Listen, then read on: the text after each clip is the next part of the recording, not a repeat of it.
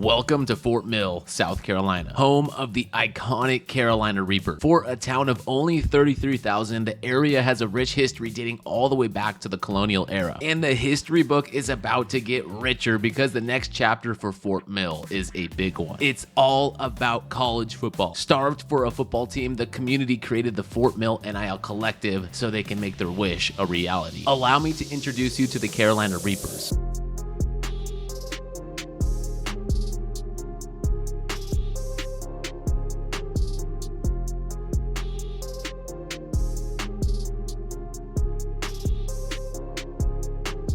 Carolina College at Fort Mill has sprouted, and these Peppers knew in year one a football team was a necessity to get their school on the map. These Peppers also knew that their roster was going to be a ragtag bunch until they found the right coach. They needed a hometown hero, someone who truly understands what it means to defend the fort. Coach Vance Walker is that guy. A Fort Mill native, Vance Walker went on to play for Georgia Tech, earning first-team ACC and third-team All-American honors. Selected in the 7th round of the NFL draft by the Falcons, Vance played 7 years in the NFL and managed to snag an elusive Super Bowl ring in 2015 with the Broncos. 12 career sacks, defensive-minded, and more importantly, a man that wants to bring glory to the fort. The Reapers got a good one. Vance brings a couple transfers with him to the team, but he had to take a long, hard look at this depleted roster. 56 overall and the worst team on paper. And I mean by far, 17 points lower than Kennesaw State for comparison. Let's meet the roster and the guys leading our Reapers forward in year one. Starting quarterback junior Chili Fields, a transfer from Newberry College, a Division II program here in Newberry, South Carolina. Coach Vance's cousin knew Chili's dad and came highly recommended. Fields started 1 year in high school, threw 15 whopping touchdown passes, but also had 11 interceptions to go with it. That just screams 47 overall. Probably the most intriguing option on this roster, Jalen Blaze, our backup quarterback, but wide receiver too. That's right, he's a package player with a Taysom Hill skill set. He is a horticultural student here at Fort Mill, and as he likes to proudly admit, a intramural flag football champion. The Swiss Army knife for his team's legendary undefeated run. He's got evident skill, sort of, as a quarterback and receiver. Freshman Grim Rock, one of the fastest track door dashers. And yes, I'm talking about the food delivery app. He had insane delivery time and satisfaction scores. His room was filled with Dree Archer posters growing up. He's a speedster nonetheless. Flint Shield, junior backup running back. Dude's a geology major. He loves rocks and is honestly strong as a rock. Not the sharpest tool in the shed, but he will deliver bone-crushing blows. Seeks out contact frequently, toting that rock. Wide receiver one, Pimento Rosso. Pimento is the cheesiest receiver on the team. 70 overall would have him 5th string on many MAC teams. Not bad. Sophomore tight end Kane Grimm, 6'9". As a freshman, Kane played basketball but failed miserably as a power forward for Virginia Commonwealth. Coach Vance saw something in Kane, offered him a $500 stipend for gas and food to transfer to Fort Mill. That was enough to convince Kane to switch to football. This is the LeBron of South Carolina, our 6'9" experiment. Senior right end Carmen Scoville, captain of the defense with 99 strength and 99 power move. Carmen Scoville brings fire and passion to the team. Can absolutely embarrass a blocker, but the speed to track down the quarterback, well, that's leaving a lot to be desired. Junior middle linebacker Oak Warden, the warden of the defense, chemistry major by day, linebacker by night. He is always looking for ways to build camaraderie, and even better, is always looking to strip some dudes' balls. Junior cornerback Brent Guard, he is our fastest defensive back with 90 speed, but he has below average coverage. Our best bet to not get burnt in the secondary, a fencer in his free time. Brent better be on guard for the competition that the Sun Belt brings our way. Somehow overhyped, projected to finish 9th out of 14 teams in the Sun Belt. Fittingly, our season kicks off with a matchup against Coach Walker's alma mater, Georgia Tech. You just know he would love to make a statement early, but this inept roster on the road at Bobby Dodd Stadium has him concerned, and for good reason. Later in the year, 2 in-state rivalries will begin to bud. Week 3 against Charlotte in the first Gold in Grim Clash, and our final game in Week 14 against Coastal Carolina in the inaugural Salt and Spice game. On the recruiting front, the coaching staff will need to be tactical. 3-star prospects, quite frankly, are our ceiling. In year one especially, these 2 stars are our most realistic bet. It does help Fort Mill now that they're recognized as an FBS team, meaning that all of this high school talent is bound to be better than what we have on the current roster. Our first batch of 35 really is a hodgepodge of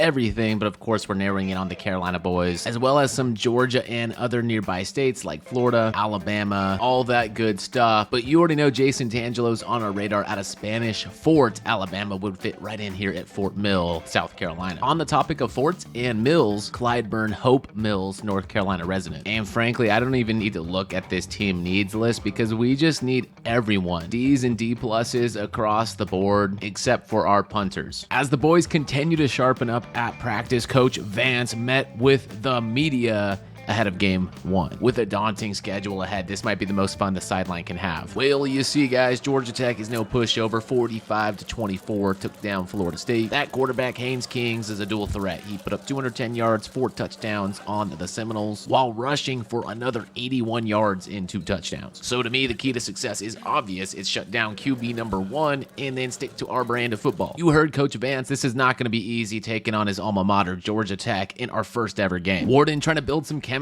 with his defensive teammates, but we're getting quickly shredded. 7-0, make it 14-0. Georgia Tech first quarter statement, red hot after beating Florida State in Ireland. They're putting us to sleep. Georgia Tech so confident they're going for it on 4th down right into Warden. You don't mess with our zone. There's a reason you haven't seen much offense in this game, is because Chili Fields has been struggling to distribute the ball. Trying to get down here with a 2-minute drill, Grim Rock is a good choice. And can you tell so far why you're not going to see a whole lot of offense, except on this play right here to Blaze, the backup quarterback, Swiss Army knife, house, call, touchdown. There it is, the inaugural Carolina Reapers score, absolutely scorching up the turf. Oh, Jalen, you make me feel like a brand new man. Pass was pretty atrocious there from Chili Fields behind him, but he made the adjustment. The 6'5", 235-pound specimen knows how to play some ball. I mean, just soak it up one more time. This is the first score in Carolina Reaper history. Getting points on the board is a big win right before half. Got Haynes King and the Jackets back on a 3rd down. Oh no, the middle of the field just burns right through everyone. They just gash us. That is another Jacket touchdown. No one has the speed in the secondary to keep up. Rather atrocious. So we're going to go with an RPO here and see if our offense can get us back in this thing. Grove gets the 1st down, 1st and goal. Goal line carries. Let's start off with Grim Rock, making opponents feel rather grim when he gets his speed involved. 6 carries for 9 yards, not quite the billing we like to see, but maybe he can turn it around. Actually questioning coach's decision here to keep Grim Rock in there. I get he's got some wheels, but don't we have Flint on the bench who has like 99 break tackle? Definitely gonna have to think about that on the next drive because we're passing it all the way. What an acrobatic deflection. And the game was essentially over on that play. 4th and 20, just gonna chuck one back up to Blaze, our star receiver quarterback, and he was open until he wasn't. As unfortunate as this result is, our first game is a loss. I don't think anyone's surprised. Thankfully, Coach Vance is a quick study. He has 10 more points that he can use. So let's go ahead and put some points into the big boys up front. And then, yeah, at the end of the day, we need a better passing game. It starts with QB1. Chili Fields might have had one season of mediocre high school football, but in the long run, that's not going to be what this team needs. Still an underdog to the FCS Pandas. This is actually our best chance at getting a win. And better yet, this is our home opener at Fort Mill. Welcome to the fort. Coach told us to shake off last week, so that's exactly what we're gonna do as the Pandas flick it out on a speed option. Number 5, just rumbling down the field all the way into the red zone. Fans around the Fort Mill, South Carolina area are here to watch their team hopefully not get dunked on by the FCS Pandas. This could be a long day. In fact, this could be a long rebuild if we're being honest. But hey, I hope that's exactly what you like because our mini series here following the rebuild of the Carolina Reapers is underway. So if you like this type of content, make sure to soak it up with KingSponge. Hit that subscribe button, leave a like, drop a comment down below how pumped you are to follow this crew. And trust me, you see how many empty seats there are. They need your support more than ever. Grim Rock takes one, about 15. That was more rushing yards on one attempt than all last week. Let's feed him again, shall we? Nice blocks, nice burst.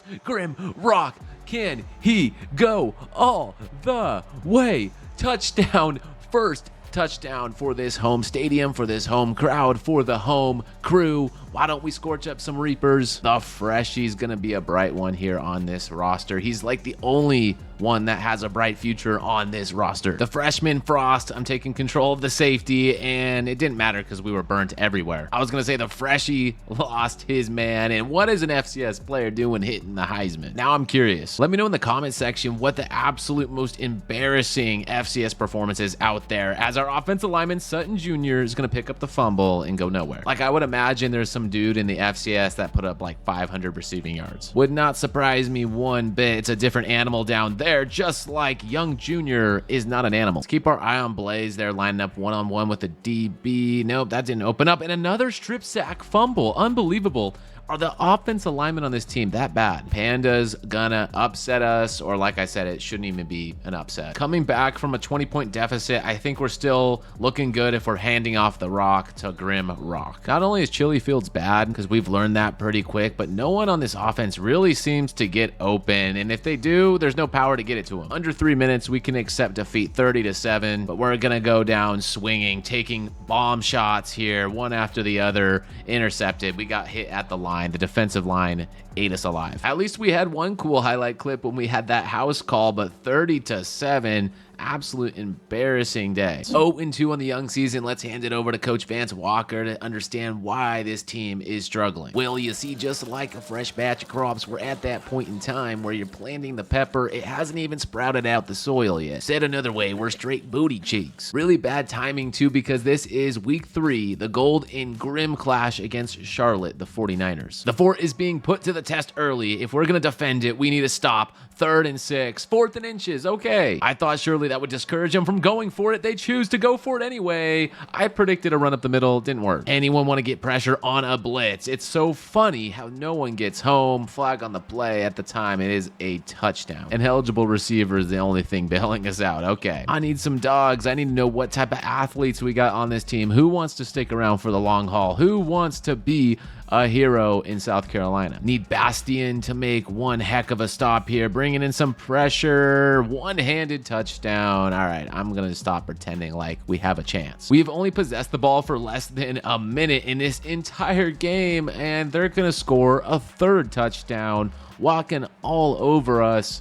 There's not one thing to cheer about. Canfield's get more than 11 yards here in the first half. It's gonna be up to this slant, and he's gonna not get it. Grove dropped it. Let's go ahead and send Grim Rock there on a Texas route. I'm hoping to just get him involved out the backfield. He drops it too. Coming out of half with the ball here. Let's feed it to Grim, who gets a little bit of room. I'm surprised he was able to stiffy someone. Y'all are gonna need to tell me in the comment section what you would do if you were manning a 50-something overall team. Is it even possible to actually get a win? Like, no, I'm not just complaining. That's a genuine question. Is it even possible? Wide receiver 1, 70 overall, gets bent backwards. Why would I go around here blaming when the product itself is just brutal? Grimrock with the speed option. He catches the pitch. Can he go? 96 speed touchdown. Yes, sir. That actually had me excited. Stayed in there, took a shot, got rid of the pigskin. It's a 4th and 19. It's going to take a shot. Pimento. Can he get cheesy with it? Bodied. We already know the season is a lost cause, but come on, Chili Fields 4 for 14 for 30 yards and an interception. Didn't do really anything on the ground, 1 carry for nothing. His receivers are absolutely begging for the ball. 3 games into the season, I've seen enough Chili Fields to bench him. Love what I'm seeing from Grimrock, the freshman, 8 yards per carry. Jalen Blaze now making his debut as the starting quarterback. I'll tell you what could go wrong here. We have no recruits super interested in us right now. I mean, Lloyd Hicks, we're making room. Tyler Gay, 6'5" specimen. Would love to bring old Tyler into our locker room. Now, this would be a big win if we can get him. Antoine Gee, 4-star defensive tackle, right up Vance Walker's alley. Another game back at the fort. This time, Georgia Southern's in town. It's Blaze's debut at the quarterback position. Just gonna take a dump down to Ford. Also, it's a night game, so maybe that's exactly what we needed. Lobs went up. Grim, what are you doing? Just like every other team, Georgia Southern's also in the red zone, looking to do some damage. Can't stop him if he scrambles to his left. Embarrassing the fort more so than defending it. Taking control of Thorne, the left outside linebacker. Maybe he'll be a thorn in their side. I redact what I said. Pimento Rosso, I have my eyes on him on the slant. We hit him. The dual threat's done a lot of passing so far, so I'm going to see if this opens up for his legs, which it Does. First down. Dump down is open. We're going to go to Perry. He just stood there. Did you forget how to run? Man just stood there and then looked at the defender coming his way. That was insane. Hurrying back to the line, we survey. Maybe Pimento will get open, and that just blew up. So Blaze is cold. He's not off to a better game than Chili Fields. I might need to make a pivot like ASAP to the recruiting panel and look for any quarterback, 2 stars, 1 stars, whatever, because these two are lucky to even have a job where they can say they're a starter. Little 38-7 garbage time connection. You love to see it. Shield on the catch and run. Using it. This game's over. I don't really know what I'm doing still here. Just playing for pride. Blaze, scramble drill. He's going to take it. He's going to run. Going into next week, he's going to need to be a run-first quarterback because passing just seems to get him in trouble. Touchdown with no time left. Checking out 2-star Robert Bowenko here. He's not a bust. He's got 86 speed, 87 excel, 84 throw power, 70s in the accuracies. Dude is already light years ahead of what else we have. And now the Old Dominion Monarchs are in town. Or really the only thing going up that's going to be hotter is the hot seat after this year. Look at no pressure. No one. He has all day, an eternity, and multiple options down the field. You want to talk hot seat? I'm going to freaking fire the defensive coordinator, no doubt. He only has coached JV football before this stop, so I just need someone, offense included, get me a new coordinator because I can't take it. 21 zip still with a quarter to play. I'll scan every angle, every nook, every cranny, just let one fly with no juice. Old Dominion is only 1-4. Like, this is not impressive at all until, hey, Blaze, maybe you can change this script. The CUNA Kings, if you haven't checked out that Team Builder series, it's all on my YouTube page, but it wasn't even this brutal. Felt like there was more hope there, more to build with than what I'm witnessing right here, right now for the Carolina Reapers, but that's gonna have to be the story. Big things, and I mean big things, are planned in the upcoming episodes. 4th down, last chance. Do we want to get shut out by Old Dominion? We haven't been shut out all year, so I don't want to make it a thing now. And it will. Early analysis through 5 games, Jalen Blaze, less yards per game, but he has a better QB rating, better yards per attempt, and to me, the difference maker is his rushing ability. It's Marshall Thundering Herd week. They're 3-3. We're back on the road. Steady dose, working the run game, giving RRBs some totes. Blaze says, not so fast. Watch this. He's going to step off and take off.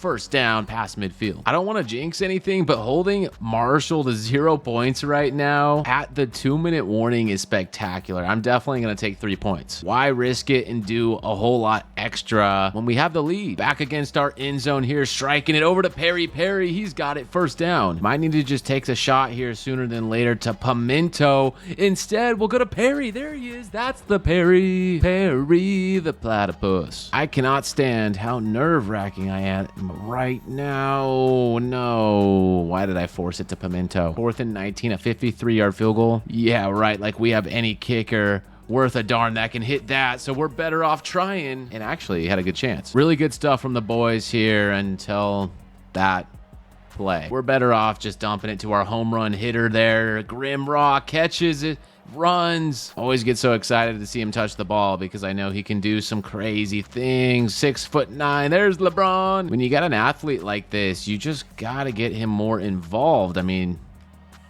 that's a case study right there why I don't force it to him, but you gotta get him involved. Instead, we got 4th and 10, just surveying over the middle. Young Junior, he's got it and he's gonna run. 3rd and 10, Grim. Yes. He's got it. This is it. I'm going to go ahead and trust our running back here. Rock feeding him up the middle. He's got the 1st and goal. Again, let's feed him in the flat. Touchdown. Reapers. I like it, man. I like it. Let's go for 2. I don't like it. Touchdown. Dagger. Thunder and Herd. Trampling all over this harvest. Well, you know what they say, no time like the present. Let's take on App State here in week 9. 4th and 12, 54-yard field goal in the first quarter to get a 3-point lead. I'm just going to call the timeout because there's no shot. Just kidding. It looks like coach doesn't want to burn a timeout, so we're just going to kick this thing and hope and pray. Yeah, no, not a shot. 4th and 1, I actually should probably take the field goal, but we're so close that I'm just going to audible an RPO. And my first read is to give it to Rock, who I should have known better. Yeah, it's looking pretty bleak. 3rd and 11 now, trying to scramble it into something. Teams like this just make it all the more exciting when we actually can get on the board with a score like this. Young Junior 4-6. That's right, though. It's dangerous to start talking like that because the team will then find a way to implode, give up the score, and you know the rest. App State looking to punch it in here. 1st and goal. It's just too easy. 3rd and 7. Scramble drill to the right. We got someone. It's Perry who gets the first down. Coach is literally telling us to run a halfback stretch on 3rd and 15. I'll kick it to the left because this could open up if we just have a block, and that bounce back animation glitchy thing, that's going to cost us. What could have been heroic is actually catastrophic here, but we'll take it. Blaze, 1st down and some. Can we get into winning position? Let's go, baby. 32 yards away from glory. This could be the Carolina Reapers' first win in school history. Vance Walker jumping up and down, or if he's not hopping already, he's going to be here in just a second. Are you kidding me? I can't make this up. I'm actually mad disappointed. 3rd and 7 here, and he got past the DB. So overtime, strike number 1, App State. If I, for some way, some reason, score, you already know I'm probably going to try to go for 2. Flint's still in the game. I like his break tackle ability. He's going to fight for some yards. 2nd and 3. Let's go read option here. Let Blaze keep it himself. He's got an angle. He's got the 6. Touchdown. We're going to answer right back. And that's right. I am showing no chill. For the school's first game, first win in history here, right out in front. I am absolutely in unbelief. You're gonna play with my hopes like that. You're gonna play with me like that. I'm not gonna try to go in double overtime, man. They're gonna score right back, and it's just gonna go on and on and on. I had to try it, and I probably should have just scrambled, if anything. Not much can save this team at the moment, and I sure as heck know that the Yukon Huskies want to get their 4th win on the season. Let's just all take a deep breath, control what we can control here. He had a step, bro. He really did.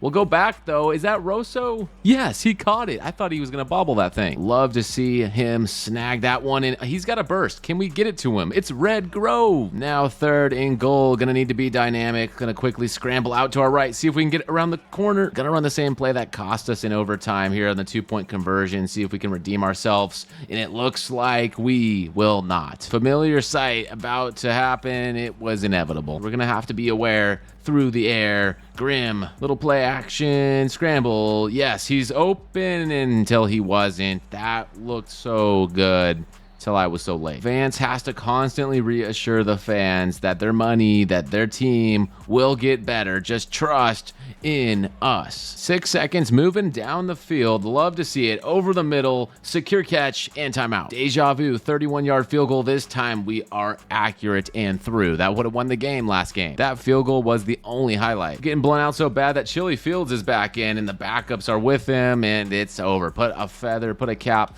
put a whatever you want to put on it. This game is over. I finally come bearing good news. There it is. Austin Hassenauer, our first ever commit in school history. A 3-star, 6'5" tight end, vertical threat. I never got the points or justified the points to spend on him to scout, but homie from Lilburn, Georgia is headed up to Fort Mill. The first bracket is in, and here's how it's shaping up. To me, Cincinnati, most definitely a surprise team, as well as Iowa State. Hold on here. They're 5th in the nation, but they're projected to be behind Cincinnati. They're 8. No, I don't get that one at the moment. That's kind of odd. This team is 6-2, so our chances more than likely a fat 0. JMU with some quick tempo here, back to the ground game, 3rd and goal. I'm gonna send the house in, blitz it up. Why not? It's more than likely a run, which it was, just no juice to get off the line. All the way down to the 1 here. Let's just hand it off, make it easy on our guys. Touchdown, Grim. Let's go toe for toe with the Dukes. We did it the first time, we can do it again. Looking to scramble like a madman. Drops are actually gonna be the death of this team. If you couldn't tell already, it's just not helping our cause whenever we get down the field, get a potential shot, and then we drop it.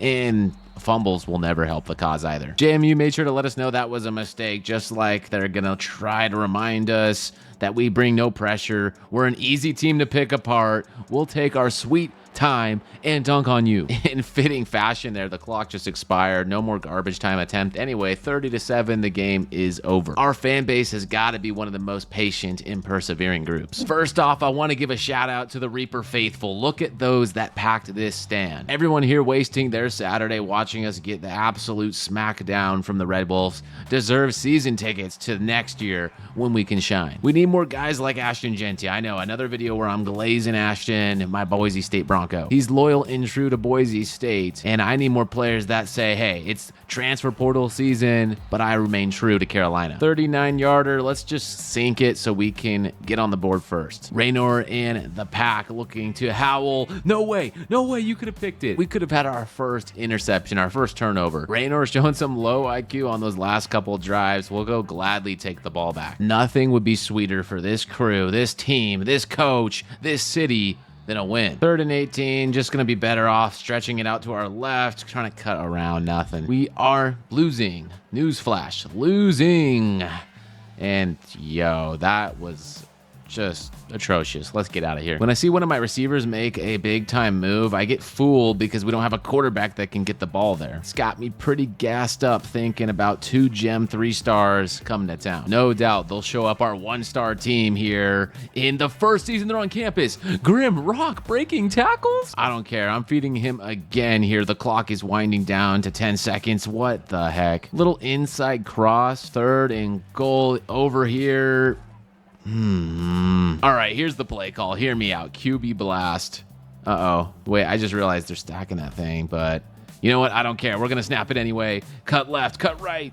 Lost the game. How many times have we been in that position now this year where we just blow the game? A team this hot, this ferocious, we are in danger on the road. 3rd and 30, gotten ourselves pretty much out of field goal range. Let's try to get some back so we can get back into field goal range, right? Makes sense. A 48-yard field goal is no slouch, man. You're gonna have to absolutely drill it. I don't know if he has the leg. Nope. We got to be the worst offense and defense in the land by far, right? There's no one, surely no one is worse than this crew. Sending everyone on goes. Maybe someone will spring free from the clutches of defeat. Well, would you look at that? It's the Salt and Spice game. 0-11 Carolina Reapers versus the 7-4 Coastal Carolina Chanticleers. We're just bad. It's plain and simple. It doesn't get more complex than that. There's just so much work to do on every front that I can't get a break. 2 touchdowns, 14 zip. We are the spice part. They are the salt part. So maybe the rain and the water, it's helping them out, right? In fact, what does water do to something that's hot? It cools it off. Meaning Blaze can't be blazing. He's not the same dude in the rain. It makes sense now. I mean, we dot one up here to Red Grove. Okay. Next year we'll head to the teal field. And yeah, maybe it'll be more of a ball game because this is one-sided. And wait, is that an open receiver? Can we get him? Pimento. 4 catches for 96 yards. Pimento stepping up, looking to have himself his best day of the year.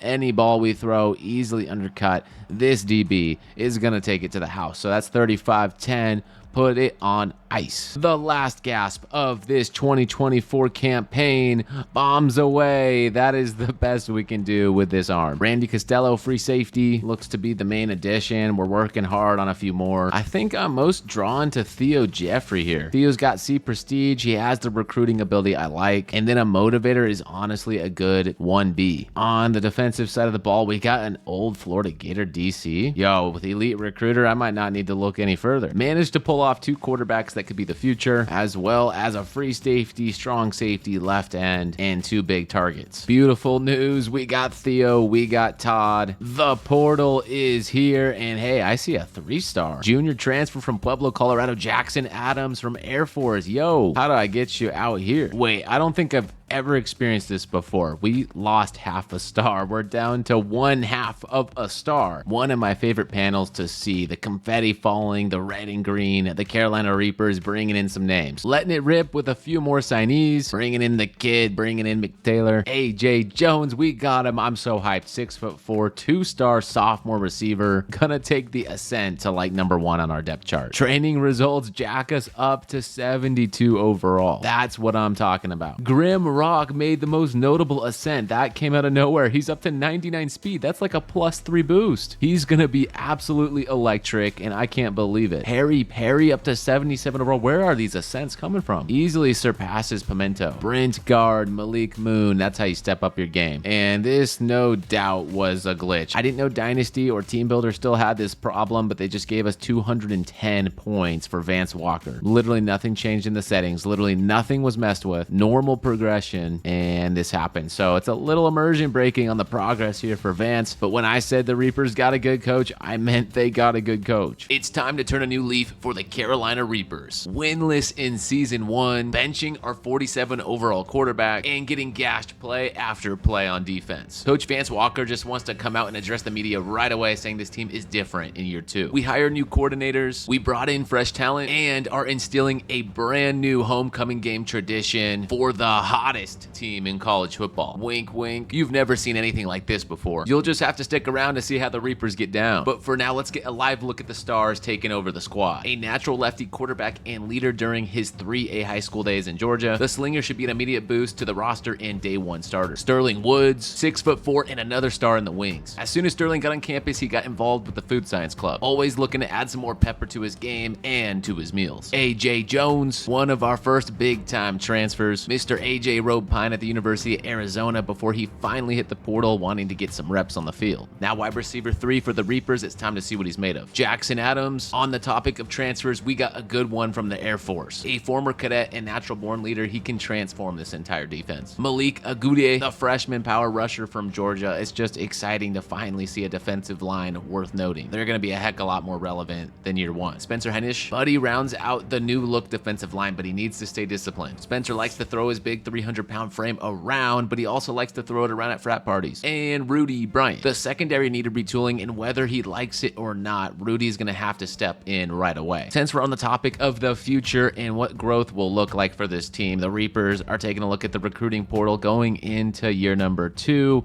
and because we lost half a star, we have less access to the dogs. In fact, on that whole list, we didn't have a single player interested in us that was above a 2-star prospect. So of course we got creative and added a few 5 stars and mainly 3 stars. Half the list remains as 2 stars. We're gonna have to get creative in our recruiting approach. As mentioned, 0-12, just not a good look, but I believe the team can turn it around, especially in the rivalry game here against Charlotte. Once the Golden Grim clash is out of the way, go ahead and give me my boys in the Salt and Spice game. This time, Teal Field edition. After all the shakeout from last year, we're not projected to be the worst team in the Sun Belt. They actually give that spot to the Monroe Warhawks. Taking a quick scan at the first team all-conference list, second team all-conference list, we got one. Punter Piper Guard, putting the team on the map. This is what Coach Vance Walker has been preaching to his guys all throughout the offseason. Going into the new year, we have to put Fort Mill on the map, and we're going to defend it this time. I mean, come on, Vance needs this. He has F prestige. He has to go up from here, which is why we brought in Theo Jeffrey and Todd Malone. Dream team? Dream team. And it's all on the line in our first home game, still seeking the program's first win against Memphis. Sweet home Carolina. Let's see what our new big boys can do, and off to a rough start. Rudy Bryant here at the helm of the secondary, trying to sniff out the running back. Not quite. That's a touchdown. Memphis is going to strike first. Jason Stacy, the lefty slinger, wearing Lamar Jackson's number, a big inspiration of his. He needs to put in a Lamar-like performance, because, well, we're already down 14-0, and oh my goodness, are we going to miss the opening kick of this season, brother? On 3rd and 17, this drive is pretty much stalled out, but we got a 99 speed running back in Grim Rock, so never say never. Shoot, we're feeling confident after that big time run here. 99 speed to the outside. Grim Rock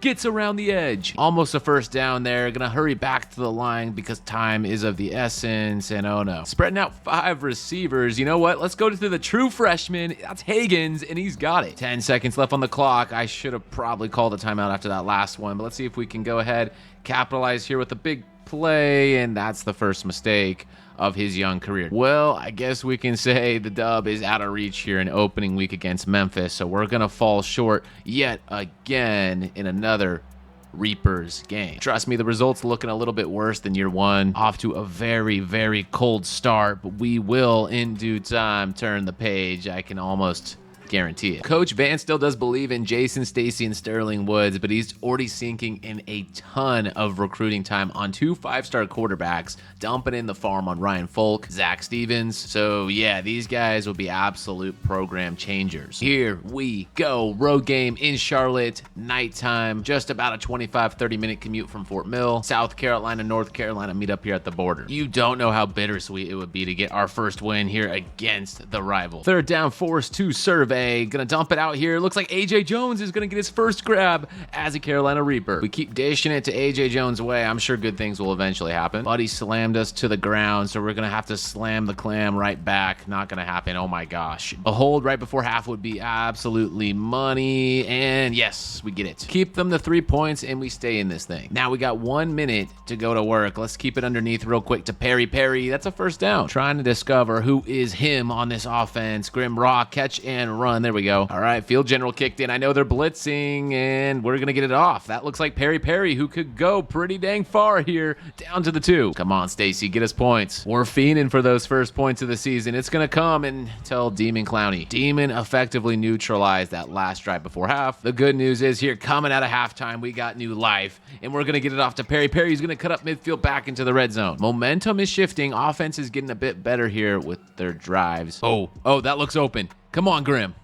If only we didn't scramble. Could have set our feet and delivered a dime. We're going to do that here on this next play, and that looks like 6. That's Hagen's. No way. The boys are coming alive here in the Grim and Gold Clash. I believed in him. I knew they could be up for the challenge. Charlotte's quarterback runs. 4th down. I can feel it coming in the air tonight. My excitement cannot be contained right now. Jones gets the first down. Big 3rd down right here. We would love to get it going, and it's through. It's Hagen's again. Similar play, similar result. Nick Potts and Demon Clowney are absolutely abusing us. Put blankly there, but oh my gosh, I can't even finish my train of thought because that is A.J. Jones, 87, head top, rock 'em to bed. That is going to put Charlotte this much closer to being defeated. They don't need a field goal. They need a touchdown, and nothing else will satisfy. Okay, I did forget the fact that they have all 3 timeouts, so that's going to put a little wrinkle into it. It could have been a sack. It could have been a monster play. Instead, it's a scramble. This is what I'm talking about. Those timeouts give them an actual legitimate shot here to throw one up into the end zone. This could be a interception. It falls to the ground, and that is going to do it. We're playing someone in the SEC. It's Vanderbilt. Lost a couple tough ones here early in the season. They think they're going to get right and spank our little Reapers down, showing extra disrespect,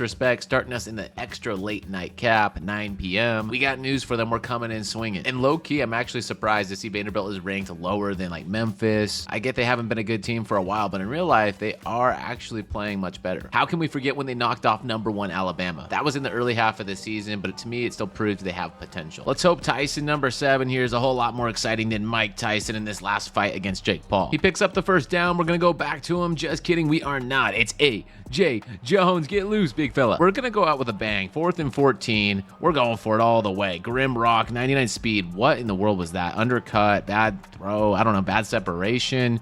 I thought a lot more was going to happen with 99 speed running. Now we're going to grab it here. A.J. Jones, #2 on the season. He had the game winner last week and ties this one up in Vanderbilt. Let's see what Brent Gard and this defense can do. 3rd and 7. That's going to be a sack. It's 3rd and 1, folks. Let's give it up for AJ. Yes, that's sure-handed. Offensive line is a glaring hole. It's something we're going to need to address here sooner than later. Did he just get a step on his DB? He's got it. Perry. No. I thought for sure he had it. Believe it or not, we got a chance. A minute 30, down by 6. Uh-oh. That is horrible. That is horrible. Atrocious way to start. They're eating a lot of sack. That's not going to be helpful, and I don't know what in tarnation that was. I think y'all know what time it is. It's FCS West week, and I'm ready to defend the fort. I'm expecting highlights all the way in and out, up and down, all around this FCS team, baby. So it's important we come out swinging here on the first drive, show them what we're made of. That's a touchdown. A.J. Jones. The Royals testing us on 4th down. I'm going to defend this little stick route right here, and he's forced to go to the outside. That was also wide open. On paper, we're pretty even in overall here with FCS West. I don't want to show exactly why that is. I think we're a better team. And hit stick fumble. Passing the baton off, Grim Rock lead us to the land, bursting through almost all the way. I guess we can try him again. AJ wants redemption and he's got it. Down into the 1. In the comment section, did you predict 2 touchdowns? Because you know what? AJ Jones has got 1 touchdown still after that interception. Really got to start ironing out some of these kinks, my man. Let's go. Thankfully, he comes through for us in the back of the end zone. There's numero dos, and we're up 14 zip. 2 possession lead right now. It just feels good to say that for the first time. We have never had a lead quite like this, and as soon as I'm talking, he heard us. Number 89 heard. House call. AJ Jones just gets off the line. He's wide open. We hit him and down into the red zone. But on 3rd down, we need some more yards, so we'll pick it up through the air. AJ runs into the end zone. He's familiar with the Fort Mill red turf. He loves stepping all up and down that grass. All in all, Coach Vance Walker pleased with his group in this one. Just wants to keep it that way. Can he stay pleased? Black, where were you? We pulled off 21-14. AJ Jones stamping himself in the books here. Sun Belt Offensive Player of the Week. After Carolina plays Marshall, we'll head into a bye week before Vance Walker unveils the grand homecoming celebration. Showing another wrinkle here on offense. Let's just take it down to Paprika, lowering the head, getting the first. Defense oh, wow. That was a fumble? No way. Tackle him, Grim. Newsflash, we gave up points, so now it's back to the offense. Let's go ahead and give it to AJ Jones, who just got it past the defender's arm. Spreading out all the fellas. Let's go and take it to Perry Perry. He's really good when all spread out. Knows just how to come through and perform when I ask him to, and he'll do it again. See, just dump it down to the reliable 15. We're at 1st and goal.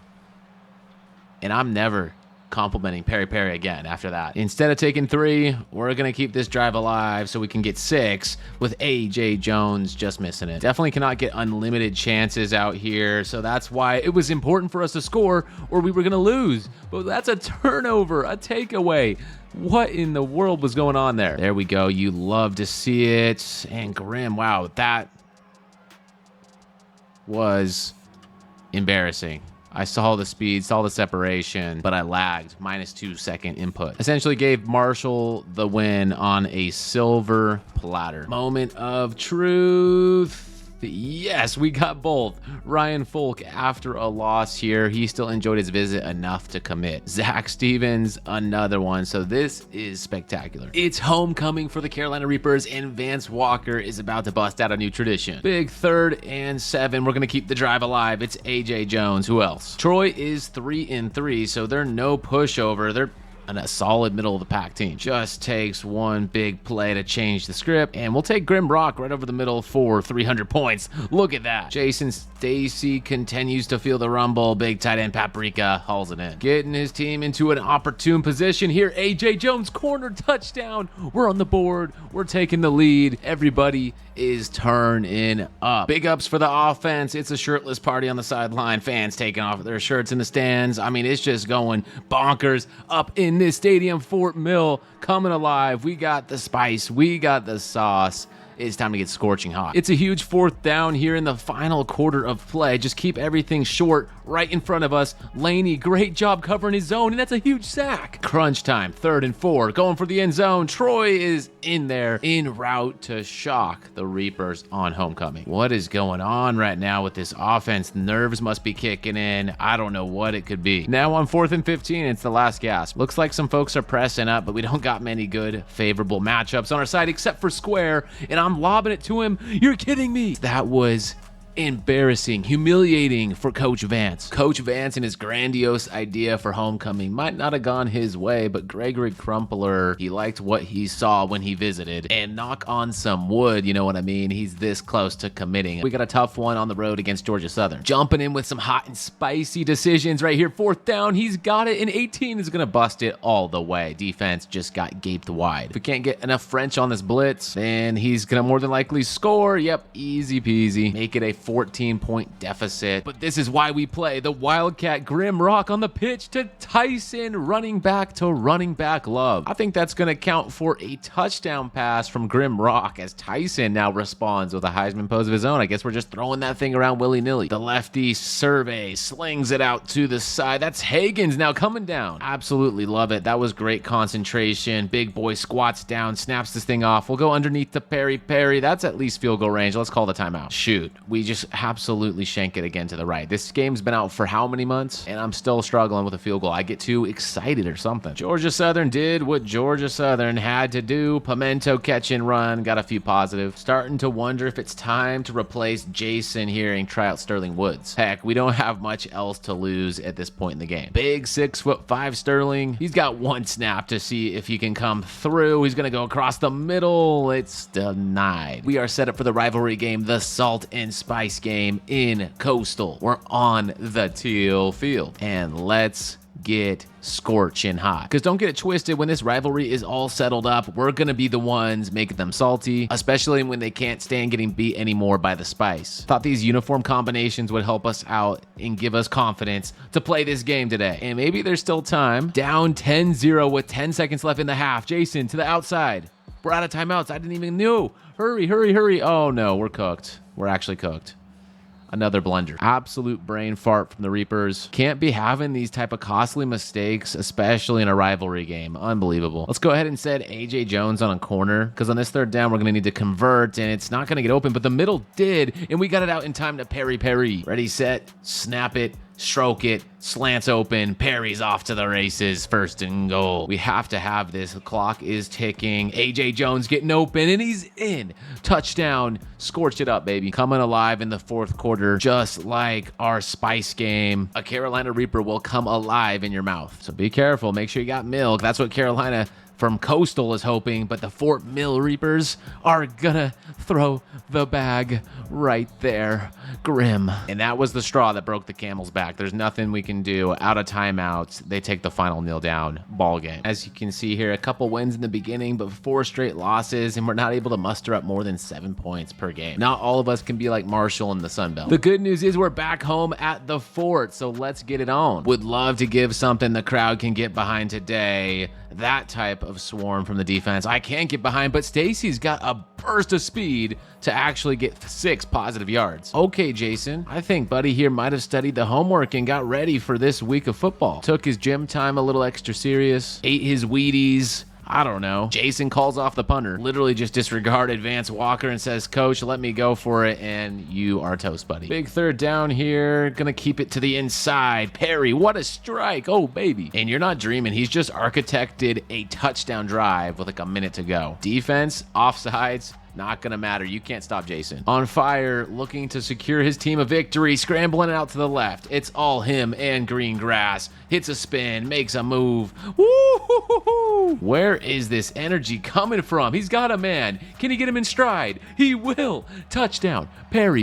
This Reaper's offense is on fire. Finished him off with the legs. And a kneel down seals it. Your Carolina Reapers defend the fort and win 21-16. I kid you not, I can't make this up. Jason Stacy roided up in the last week prior to the game. The juice gave him a cannon. The juice all of a sudden made him sling that rock and run like a cheetah, because that's exactly what Jason Stacy is, a cheetah, a cheater. That has to be removed from this program. No doubt all the buzz is about Jason Stacy and the PED scandal. Old Joseph here and the Monarchs 0-9, first drive of the game. Cha-ching, 6, money is green. Play action over the middle. That's Paprika. Come down, man. But the very next thing we do, we scramble to our left, try to escape the sacks. This could be a safety. Unbelievable. Get it out. Get it.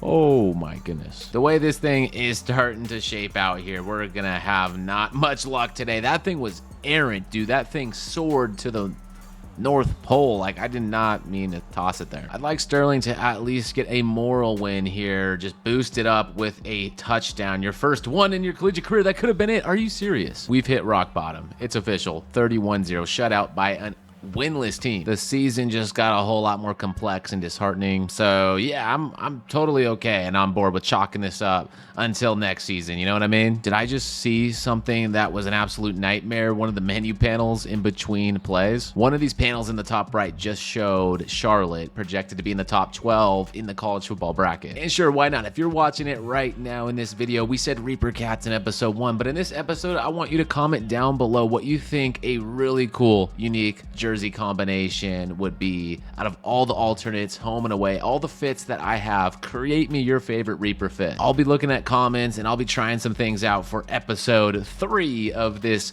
spicy rebuild. So if you want a chance for your jersey combination to be featured, get down to the comment section, let me know so you can see Perry and the rest of the Carolina Reapers win in style. Down by 10 points with a minute to go. Of course, we're gonna go for a insurance dagger touchdown. Out of bounds, and actually that made no sense. An insurance dagger touchdown? Nah, we're not in that position right now. We need like a help me type touchdown. Instead, Jones gets bodied on the defensive side of the thing. And here we are at the end of the season on the road. So how are we gonna do it, folks? That's the question of the hour. Sterling Woods lowers the head. Touchdown Reapers. When you're a team as hot as the Reapers, we call a hot blitz. That was the name of the play, and that is not working. Felt like Jones had a better connection with Jason Stacy, but man, we have to turn the page whether we like it or not. This is what I'm talking about. Sterling and Jones can just not get on the same page. But it just feels grim rock, no pun intended, but it feels grim out here without much to be excited about. As expected, we go down, but down in a big way, 34-7. This has to be the best news I've gotten in a while. Mick McNutt has committed. This is how the bracket shaped up in year 2. Looks pretty standard to me, except maybe Big 12 did really well. Kansas State and Utah both in there as high seeds, good records. Clemson with the perfect season, that's cool. But yeah, actually most of this looks kind of close to real life projections, minus a couple quirky things like FIU getting in there. At the end of the day, Oregon got it done. They're the national champs. Big fish in the pond, bring to Carolina. Tyler McKay, a Vance Walker masterclass, getting a 4-star here in the final few weeks. What a move. Training results are in. 76 overall, 77 offense, 76 defense. Getting there. But I have heartbreaking news again. Jason Stacy just came out and snitched on his former teammates. You know what he alleged? There was an illegal substance ring and more guys on the team were a part of it. I smell something not good afoot. Impending doom and death penalty for the Carolina Reapers. At the end of last year, Jason Stacy took matters into his own hands and shot up the juice. Coming out like Iron Man, he was slinging that rock around with some extra giddy up, which led the NCAA to put him on a drug test immediately. He failed. At the end of year 2, it just got worse. Sterling Woods looked lost out there, unable to perform. Then old Jason came back around and decided to snitch. That's right, with his playing career already in the gulag, he had nothing else to lose, so he let it rip. Fan favorite AJ Jones, juiced. Tight end Austin Hasenauer, juiced. Ben Laney, juiced. Malik Moon, juiced. Which leads us to today. Coach Vance Walker has a predicament in his hands awaiting NCAA punishment. A toxic locker room full of PED users, and only 3 wins to our name after 2 years of trying to defend the fort. Our judgment was as follows. Whammo, a modified death penalty. Coach Vance gets to keep his job only if he cuts a starter at every position. The NCAA states that if he abides by this rule, they will not infringe upon the recruiting class since they were not part of this scandal, which is a little bit of good news, some bad news, some good news. Obviously, all the players that were building this program up, innocent ones too, like Grim Rock, will be missed. And fan favorite Rudy Bryant. I was just starting to warm up to him. The only good news is that we get to see the future in action right away. New names will need to step in at every single position. Our recruits will get a lot of playing time. Now let's take a look at the fellas that decided to stick with it, did not transfer away despite all the shenanigans taking place here in Fort Mill. They believe in the purpose. They believe in being a Reaper. Allow me to introduce you to the quarterback room of the future. Impact 82 overall Zach Stevens from Winchester, Kentucky. Coming from Winchester, a town of 19,000 in Kentucky, it's best known for a Civil War fort, which is why Zach knew deep down he was meant for the fort at Fort Mill. The man who won day 1 starting quarterback Ryan Folk. From Cordova, Tennessee, a 5-star talent that set all kinds of records for the Cordova High School Wolfpack. ESPN #1 rated quarterback at a high school. Kid is a star, and we're thrilled he kept with it despite a team full of roid ragers. With Grim Rock exile, Jimmy is the best we got, and it's not much. Besides Bo Wenko and Hagens, Tyler McKay brings a jolt of speed into the receiver room from Vice City to Spice City. He should feel right at home here in Fort Mill. Mick McNutt. Starting the year as wide receiver 4, Mick McNutt is the perfect physical specimen to McNutt and just have his way with the secondary. Gregory Crumpler, El Capitan of the defense. Mr. Crumpler is one bad man. The star has NFL aspirations, and his big hits definitely turn up the heat. Deshaun Bigsby, a young gun from Yazoo City. Deshaun had no idea he was going to be starting day 1, so I hope he is ready. Another year getting punished in the recruiting board, especially after the scandal. We can't find anyone over 2 stars wanting to give us a shot. So Coach Vance Walker is going to have to blaze his own trail and convince anyone that's willing to listen that this is a changed team in year 3. For Coach Vance and his team looking to get past this scandal, we're projected to finish in the basement of the Sun Belt. With all the cuts, none of our players are worth shaking a stick at. Of course, no first team accolades, no second team accolades. We're gonna have to see who steps up and proves their worth. And this is the schedule for how they're gonna get it done. Old Dominion in week 1. This is gonna be a game we can actually, potentially, should get the dub. That takes us to the Grim in Gold Clash against Charlotte before a little field trip to the Gray Turf. Fully into the Sun Belt we go before a week 12 pit stop at Ole Miss. Nothing like finishing off the season with the Salt and Spice Classic. And here we go. The season is upon us. It's a conference opener. We have been waiting, biding our time, and it's finally here. Year 3 of Carolina Reaper football. Revenge match against Old Dominion. And I heard you all in the comment section. You guys absolutely love the Defend the Fort uniform, so that's what I'm going to give you in week 1. We're going to come out, make a statement, show that we're here to defend Fort Mill and get a win. Dare I say it, this could be a make or break year for the program. Old Dominion blowing up our offensive line early here, but that's going to change. McKay, first down. And honestly, everyone on this team, Coach Vance Walker included, just ready to turn a new leaf. But Wanko is wide receiver 1 de facto. From wanking off on the bench to wanking it with the big boys, that is our number 1 option on offense. You can just tell for Ryan Folk coming out of high school, he was just oozing that it factor. He literally walked away with every single record in that program, and he's gonna step up and deliver 12. I told you we'd see our fair share of McNutt, and we're gonna see a whole lot of this, man. Touchdown for Ryan in his first ever drive as a Carolina Reaper. I don't want to talk crazy, but I'm starting to think maybe the death penalty was a blessing in disguise. I mean, come on, sure, it's going to be rough from time to time, but we're going to see the future of Carolina. In essence, which peppers got that spice and which peppers are going to dud when the moment arises. So far, the offense is dudding after the opening success, and now it's 4th down. Let's just pick it up underneath to McKay. He didn't get it. Oh my goodness. Ryan's got a little bit of a grace period with him since he is so new to the big league, but it's only going to be a matter of time till I'm going to expect to see fireworks. For starters, I hope we can get some better blocks from the offensive line. That's going to seal it. Not what we had in mind. 24-7, a great drive from Ryan, but in the end, it was not enough. This is where the fun begins. Ryan steps up,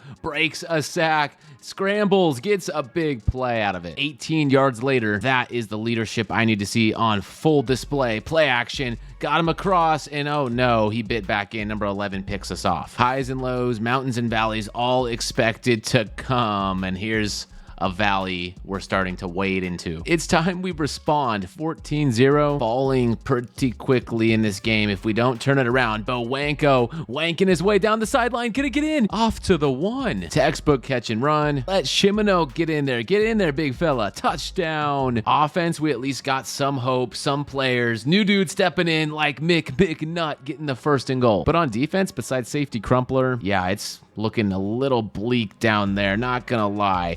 Get out of there, Nick. No, his name was Ryan. Nick Folk was the kicker for the Titans.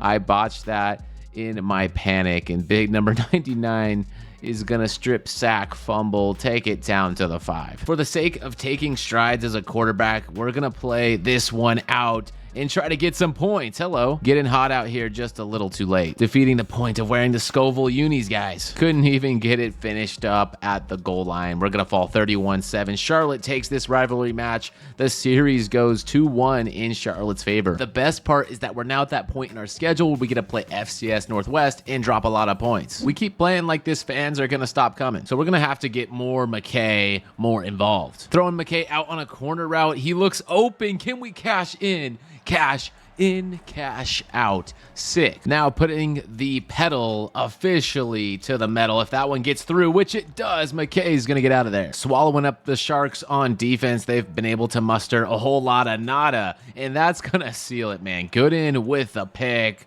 It's all good, man. This is a huge moment for the program, a huge step for Pepper Kind. Shout out to Vance Walker for keeping morale high. As you can see, some players are just ecstatic, falling to their knees. It's a huge week for a couple of reasons. One, we can win on the gray turf, which would be a sweet feather in the cap for the Carolina Reapers. Our Carolina faithful made the trek for this game, and I'm gonna put on a show for them today. They don't call him Slippin' Jimmy for nothing. A slip screen to Jimmy. Just take your time, buddy, and wrap it around. Shucks, what could have been? Maybe it's Bowenko that will show up. Yes, first and goal. Big fan of the Wankster. And you know what? I was gonna feed him there, but it didn't get open.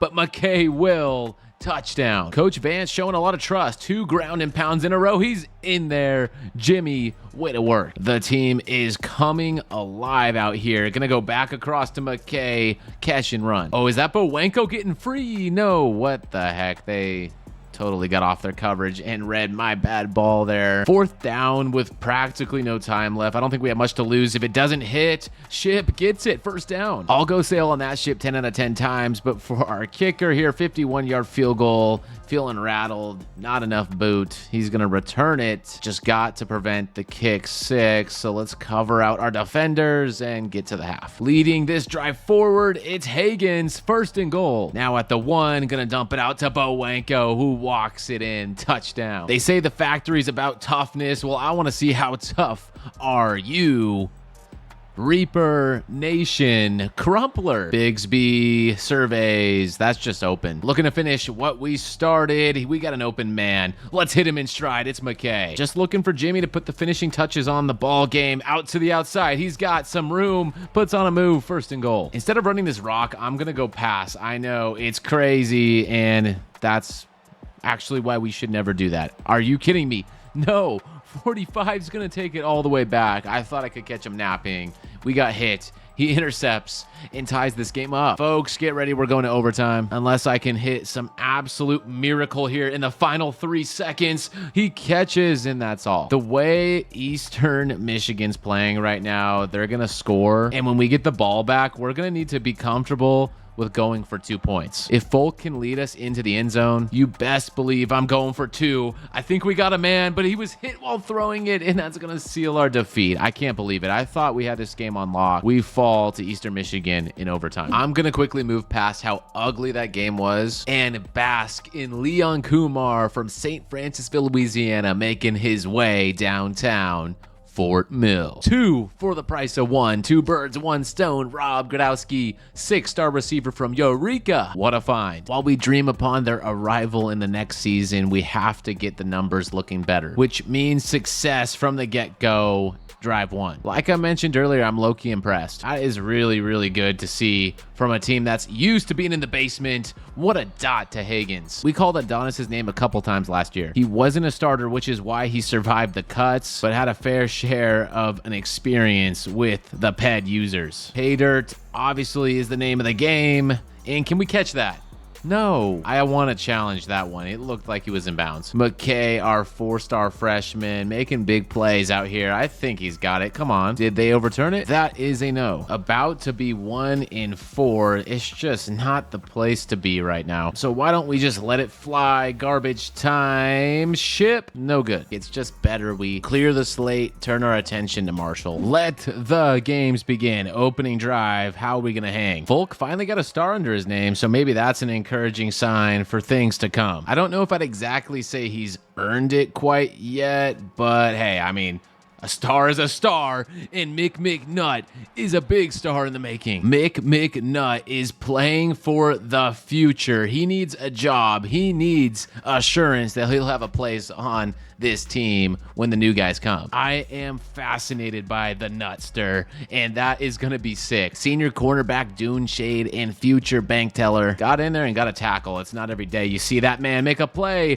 Ochi, on the other hand, with an oh baby type pick. Couldn't hold on forever. I had a feeling that was the case. Trust me, I'd love to see another Mick McNutt highlight reel type play, but that's not going to happen. What will happen is McKay with 93 speed from Vice City to Spice City. That's a first. And when they play like this, I love it. On the flip side of the coin, they look like they deserve to be working at McDonald's half the time. But give it up to Hagens, man. 2 touchdowns, 1 right here before half. Great performance so far. Marshall is moving their way down the field. Crumpler crumples him. 3rd and goal. Come on, let's hang tough. Make the stop.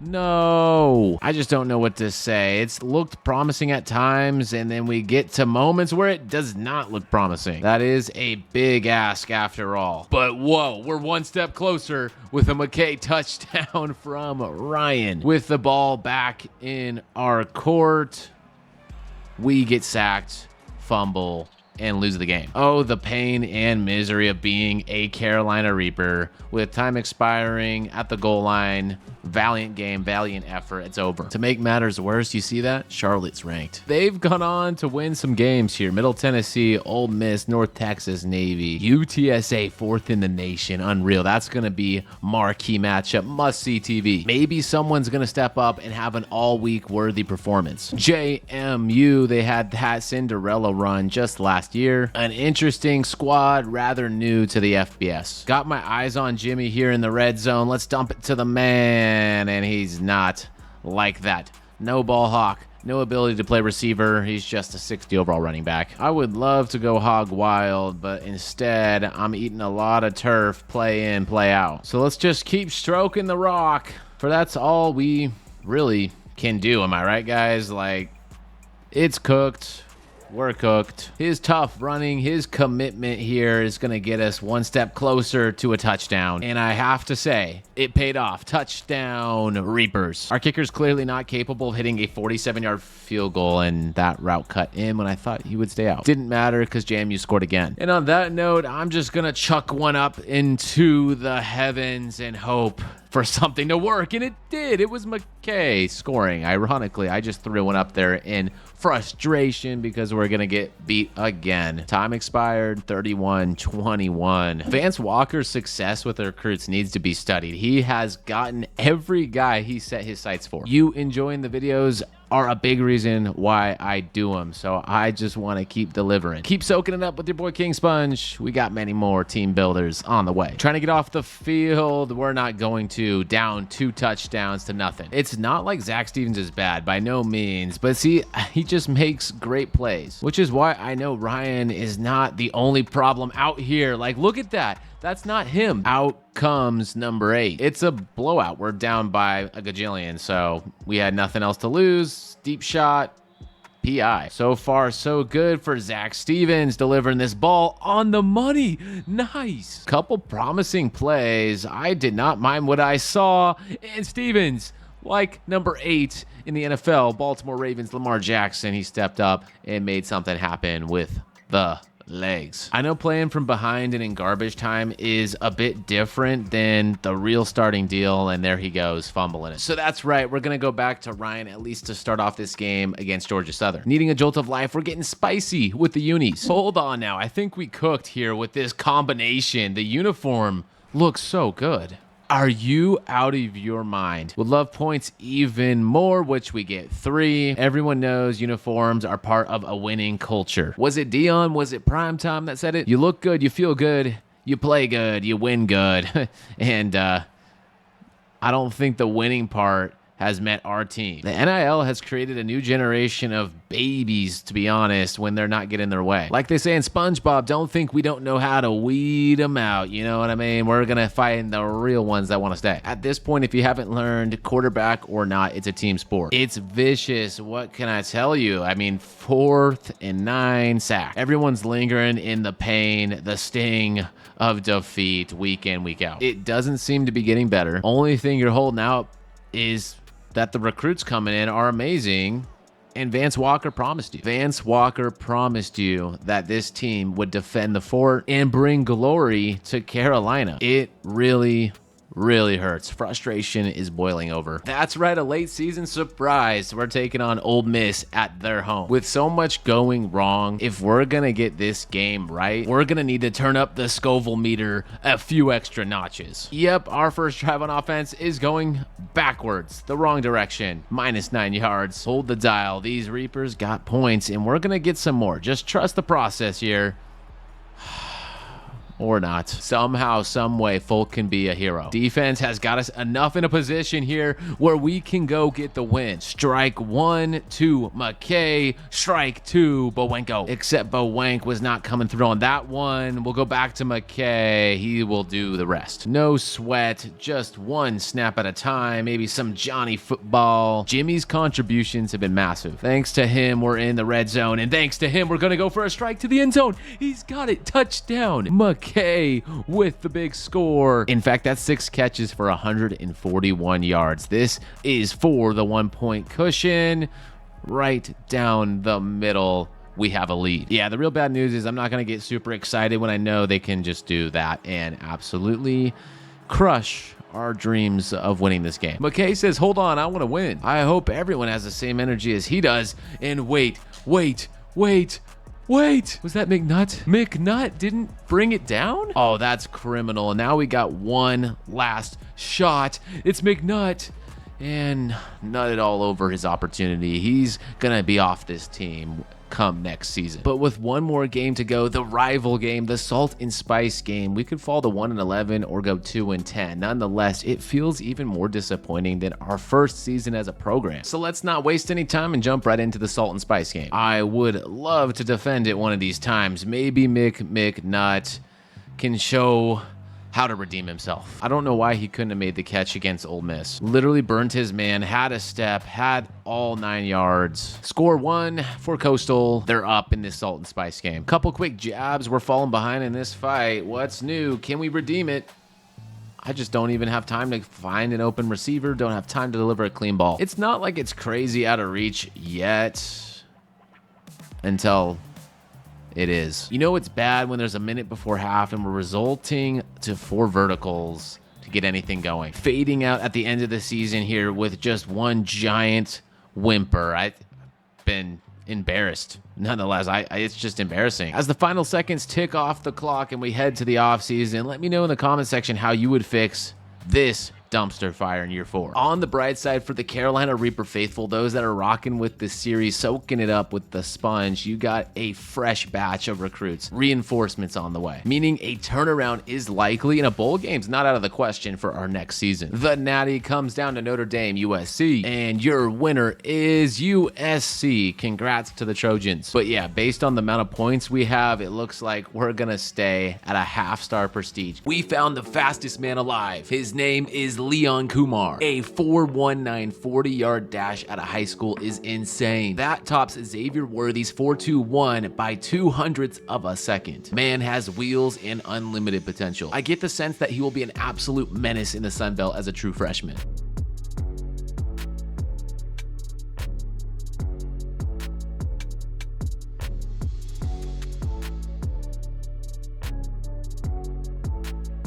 Finally back on the straight and narrow after a major PED scandal last year cost us all our starters. It has been a tumultuous first 3 years for the Carolina Reapers, and Coach Vance Walker is 4-32 after 3 full seasons. No doubt his job will be in the hot seat. The city of Fort Mill demands progress. At least 4 wins this year, or Vance's head delivered to City Hall. But you know what? I believe we're gonna shock Fort Mill, and better yet, shock the nation this season. It starts on the road against Michigan State before the Grim and Gold clash. Yes, Charlotte's ranked. Maybe a new rivalry can bud between the East Carolina Pirates and the Reapers. I'll let you decide in the comment section down below. Do you want to coin this as a rivalry game? If so, give me your best title. After getting through the Pirates, we'll go into the Sun Belt head first. in that iconic salt and spice game here in week 10. So yes, Vance believes in the team he has been building over the last 3 seasons. 6 wins plus a bowl game is within reach. Some setbacks were clearly out of our control, but finally the cards are finally in place to turn up the heat. An impressive offseason, Vance is going to go ahead and give Ryan Folk another chance to secure the starting quarterback job. It's his to lose. The offseason pump paid dividends for Jimmy, plus 16 overall from last year, and some other guys like Tyler McKay, Delmarius Lloyd, Moses Gooden, Vernon Boyette, and Marquise Toner all benefited. But we still have some true freshmen to put a face to. Let me introduce you to these starting Reapers ready to defend the fort in their freshman campaign. We teased you earlier, it's Leon Kumar. Coming on campus to study kinesiology, he wants to keep his body fresh so he can perform week in, week out. Realistically though, Leon is NFL bound within just a couple of years. You can't teach this kind of speed and agility. Rob Gradowski, I don't think anyone's underestimating Rob. Straight out of Eureka, Missouri, he lives up to that 5-star billing, 97 speed, and the intangibles to take a top off the defense. Leon and Rob will be hitting pay dirt often. Carlos Benavidez, the best defensive line signee since Spencer Hinesh. It's not often you get a 300-pounder that specializes in finesse and delivering bone-crushing blows. And last but not least, Dylan Fournette, used to the Florida Heat. Fournette raises the Scoville meter in our secondary tremendously. It may be called the Sun Belt Conference, but it's going to be all rain and no sunshine for receivers testing it. Interesting. Very, very interesting. Tad Hudson, Coastal Carolina QB1 for the Sun Belt, apparently. We'll see him in a salt and spice game, but no one else to really note. Second team, are there any of our guys in here? Of course not. I gotta stop being so silly, but they're gonna need to take notice and recognize our boys next year, I'm telling you. Because predicted to finish at the basement again of the Sun Belt,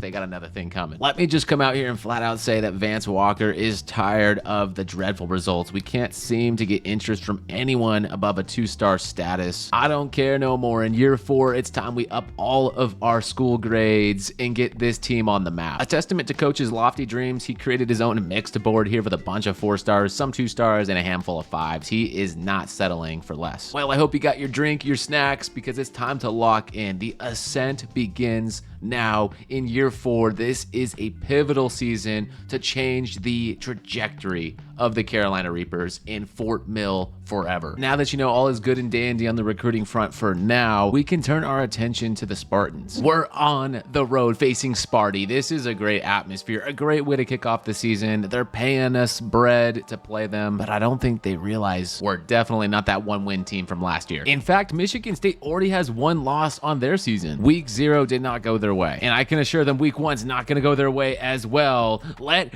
Jimmy Rumble first carry. We might be feeling good about our guys, but let's be a little more realistic, shall we? That cost us a horrible position here. Catch and run, 84, touchdown. He went flying. The defense might have a few things to still learn, but the offense is cooking early. Kumar, 6, welcome to the league. 4th quarter action, play action. Kumar with the speed, 99, shifty catch and run. Who is going to stop him? I get the feeling he's going to be a cheat code for many days to come, just like Gradowski. What a spring. Because ladies and gentlemen, we are officially out of the death penalty era. What a shed. Scramble, keep it alive. He's in there.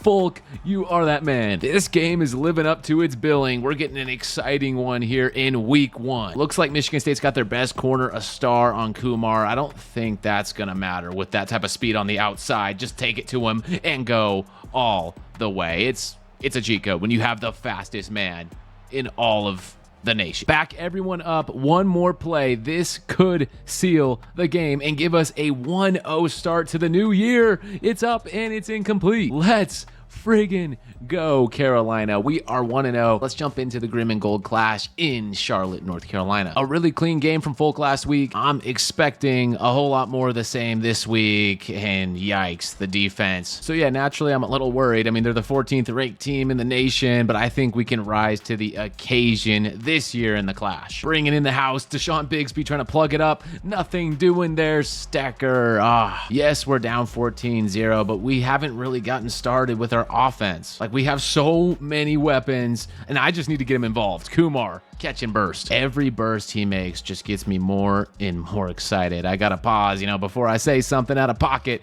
but he just does it again. Love the way he burst all over. Into the red zone, goal line, and Just feed him. Oh man, I guess he's human. He dropped one. It was tight, so I won't hold it against him. Gradowski says, thank you, sir. There's hope for everyone on this roster because don't forget, Jimmy himself was a 60 overall just last season. With a couple freshmen coming on campus and a transfer running back, he doubled down on the weight room and got to work. He said, no, that is my job to lose. You're gonna have to pry it from me. Roughing the passer, that's gonna set us up in a great position. Swing and a miss on that one, but we can go ahead and take 3 right before the half. That was a beautiful kick. Reapers are not one to back down from a fight. Look at Kumar, sideline toe drag. This is one of the situations where up close, I'm gonna alter his route, throw him on a slant, and he probably would have got open, but it doesn't matter because McKay will get open and score. Shaking hands with the defense, it's their turn. Deshaun, get through. No, break the block.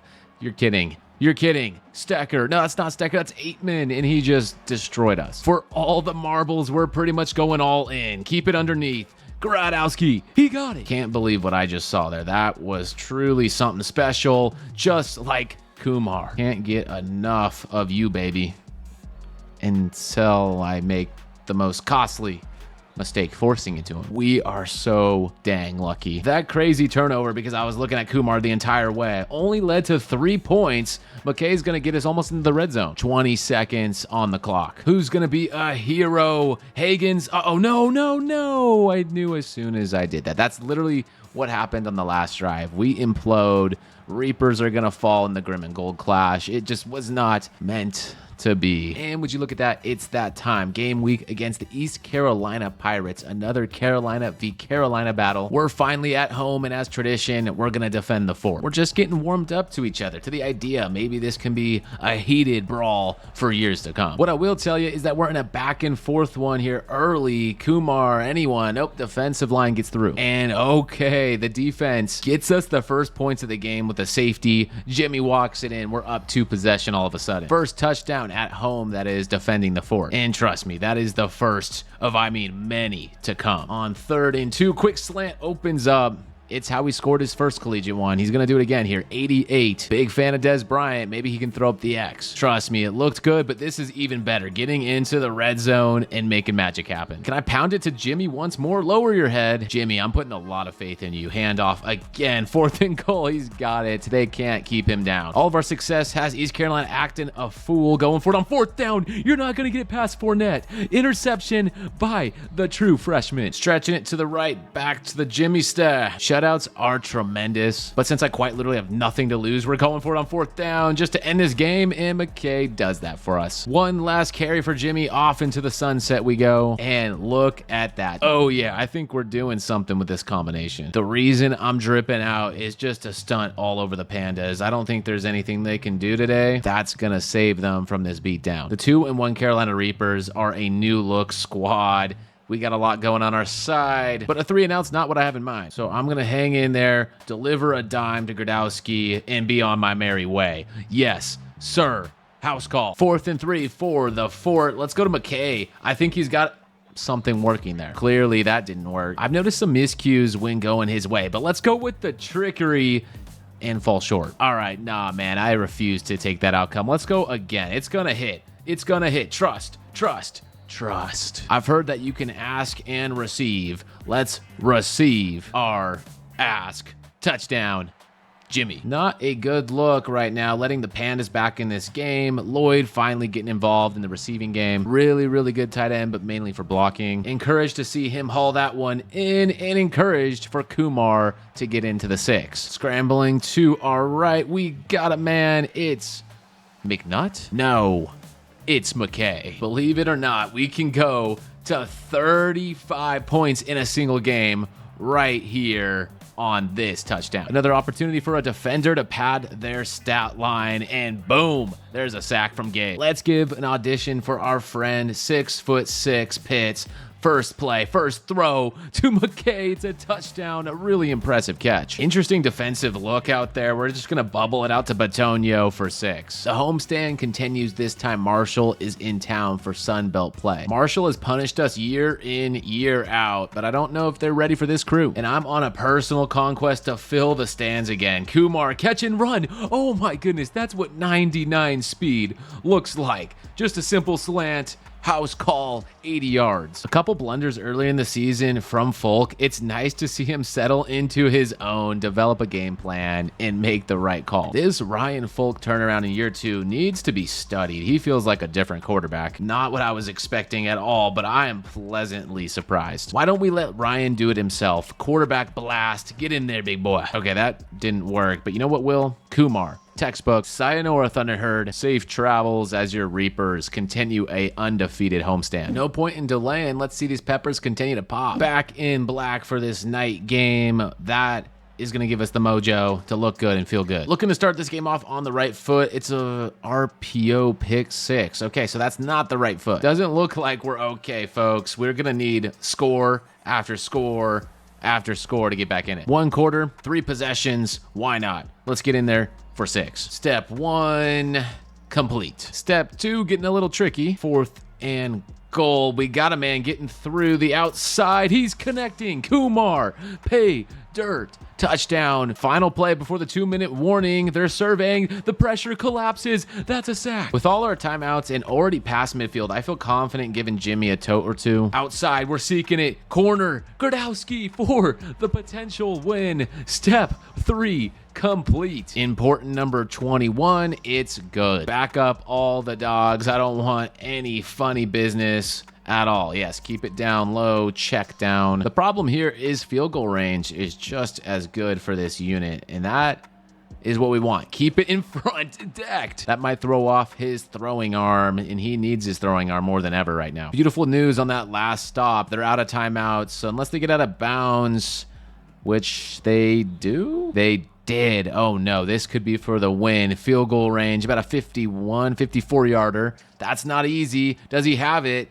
It's gonna be good. Oh my gosh. Halfway through the season, we can't afford a midway lull. Let's keep the pressure on against the Eagles. Not exactly the start we were hoping for. Georgia Southern up with a comfortable 7-0 lead.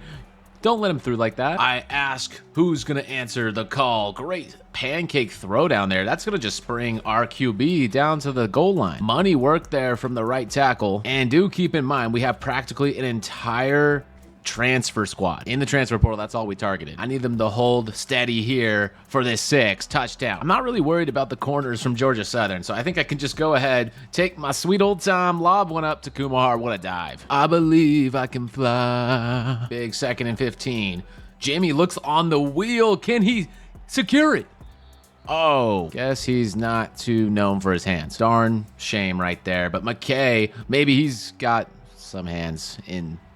Forget it. And it ain't desperation going for it on 4th down when the analytics are pointing it that way. They say this is usually a successful time to do it. But forget all the analytics. Throw it out the window. 2 quick scores back-to-back work here, and a crumpler interception should seal. Game on the line. 4th and 2, a handoff. It was blown up, and it's still gonna get blown up. He is dropped. Turnover. The show must go on against the Monroe Warhawks. They're dripping out in their special P40 Warhawk alternates. Hawk, yeah. Always a sucker for the drippy uniforms, and I think this is a good alternate. Massive sack. Offense can get to work. Will be definitely interesting to see how the post-Booty era goes. These Monroe Warhawks need some help, and they don't got Booty to do it. Both opening drives for both teams fizzle, but drive number 2 is going to be even better for your Carolina Reapers. 1st and goal could be good Jimmy time, but no, it's going to be scramble quarterback drill, trying to wrap around. Didn't want to do the predictable thing, but on 2nd down, now we'll go to Jimmy, see if he gets some room, and he's in. So Vance Walker, pat yourself on the back. You did good, man. You did good. You got yourself a ball club. Right before half, I'm going to call out McKay's names and see if he can turn on the afterburners down the sideline. 6. Warhawks refusing to back down. They're playing Welcome to the Jungle. We got fun and games. And they tied up. And wow, okay, that's a problem for his Heisman campaign. His first catch of the entire game, make it 2. Not exactly what you want to see if you're a Heisman hopeful, and we cannot force it to someone no matter how bad we want to. I get in trouble for doing that an awful lot, But Ryan Folk, on the other hand, he's going to shake it off, fumble it, and lose us the game. So this could be another heartbreaking outcome. They're going to take a field goal. I'm going to ice them, make them think about this just a smidgen longer. Here's the snap. We could block it. It's blocked. Oh my goodness. Picked up by Gabe Yaboa. He's going to rumble. Big boy, rumble. Time expires. 99. Touchdown game winner. Oh my goodness. That's a way to get into the win column. Earlier it was our best look at the Golden Grim Clash. Now it's our best look at the Salt and Spice game. Better yet, both teams are 6-2 and don't look past the Chanticleers. They knock off number 4 LSU, giving them their only loss. All right, we got the report against our rival, and this should make for one heck of a Salt and Spice game. You cannot count out Coastal. Will salt water or spice power prevail? Personally, I love playing on the teal field. It just feels like a real treat every time we get to do it. What do y'all think of non-green colored turf? You like it? You don't like it? Wish it was outlawed? Or wish more teams followed suit? Seems like when it comes to this topic, you either like it or you don't, so there's no in between. Middlebrooks, though, got in between the blocks and found his way into the end zone. That's right, Cornell Middlebrooks. His first collegiate touchdown playing behind Jimmy. Temper starting to flare. It is a rivalry game after all, and this one is as advertised. Hagens, catch, run, first down. The Dallas Cowboys could use some hands like Kumar, I can tell you that much, as a very Trey Lance looking play, interception. And whoa, oh, oh, here they come. That pressure. Watch out. Watch out. Watch out. There's their DBs. They have some good ones. Going 0 for 2 in rivalry games, 1 for 3 if you count East Carolina, the new one. Yeah, it still stings, so we're going to want to get right against Old Dominion. We gave them their only win a year or two ago. Don't think we forgot. We're going to come out with a vengeance. I don't know how Old Dominion is 6-3, but we're gonna prove that they are an imposter. Jimmy on a mission to single-handedly prove that right now. 5 straight runs. Do they see the pass coming? Doesn't look like it. McKay in there. That was nice. Let's do it again. It's Batonio squirting his way to 1st and goal. Good job, pal, and way to finish. Obviously, the name of the game is to get more wins, but it's really just a cherry on top. Bigsby needs to blow this up in a big way. Nope. Open 6. So Gradowski on the other side is going to snag and score. Way to respond. Hawker covering this screen. We sniffed it out, but didn't get the right units there. What? Yo. He's going to need another one of them big volume connects. 4th down. It's pretty much all on the line here. They go back to play center field against Kumar, and nothing we can do. The final second comes off the clock. Wow. Hitting a little bit of a snag. Let's go back to the 4 and get a big win. We have clawed and fought our way tooth and nail in these games. I don't want to blow another one. I want 7 wins. I want a winning season. It's concerning to see some problems popping up here on offense, on defense. Folks throwing a lot of interceptions now. You know what? I'm going to make an impulsive decision and pull him. So here's the deal. Ron Pitts is seriously considering transferring out because of playing time. Zach Stevens doesn't really care about playing time for some odd reason. I don't know why. If you're a star quarterback, you wouldn't care. So because of that, I'm going to get Pitts in there. I need to know better what we're working with before we just let him go. I really don't want him to hit the portal, but if he's going to, I want to be okay with it. But if he's our quarterback of the future in disguise, no shot I want to let him walk. Let's scramble. And that's going to get open. That's a big play. Home run ball essentially to McKay here. And all of a sudden, we got a little bit of gusto looking for some more magic. It's a touchdown.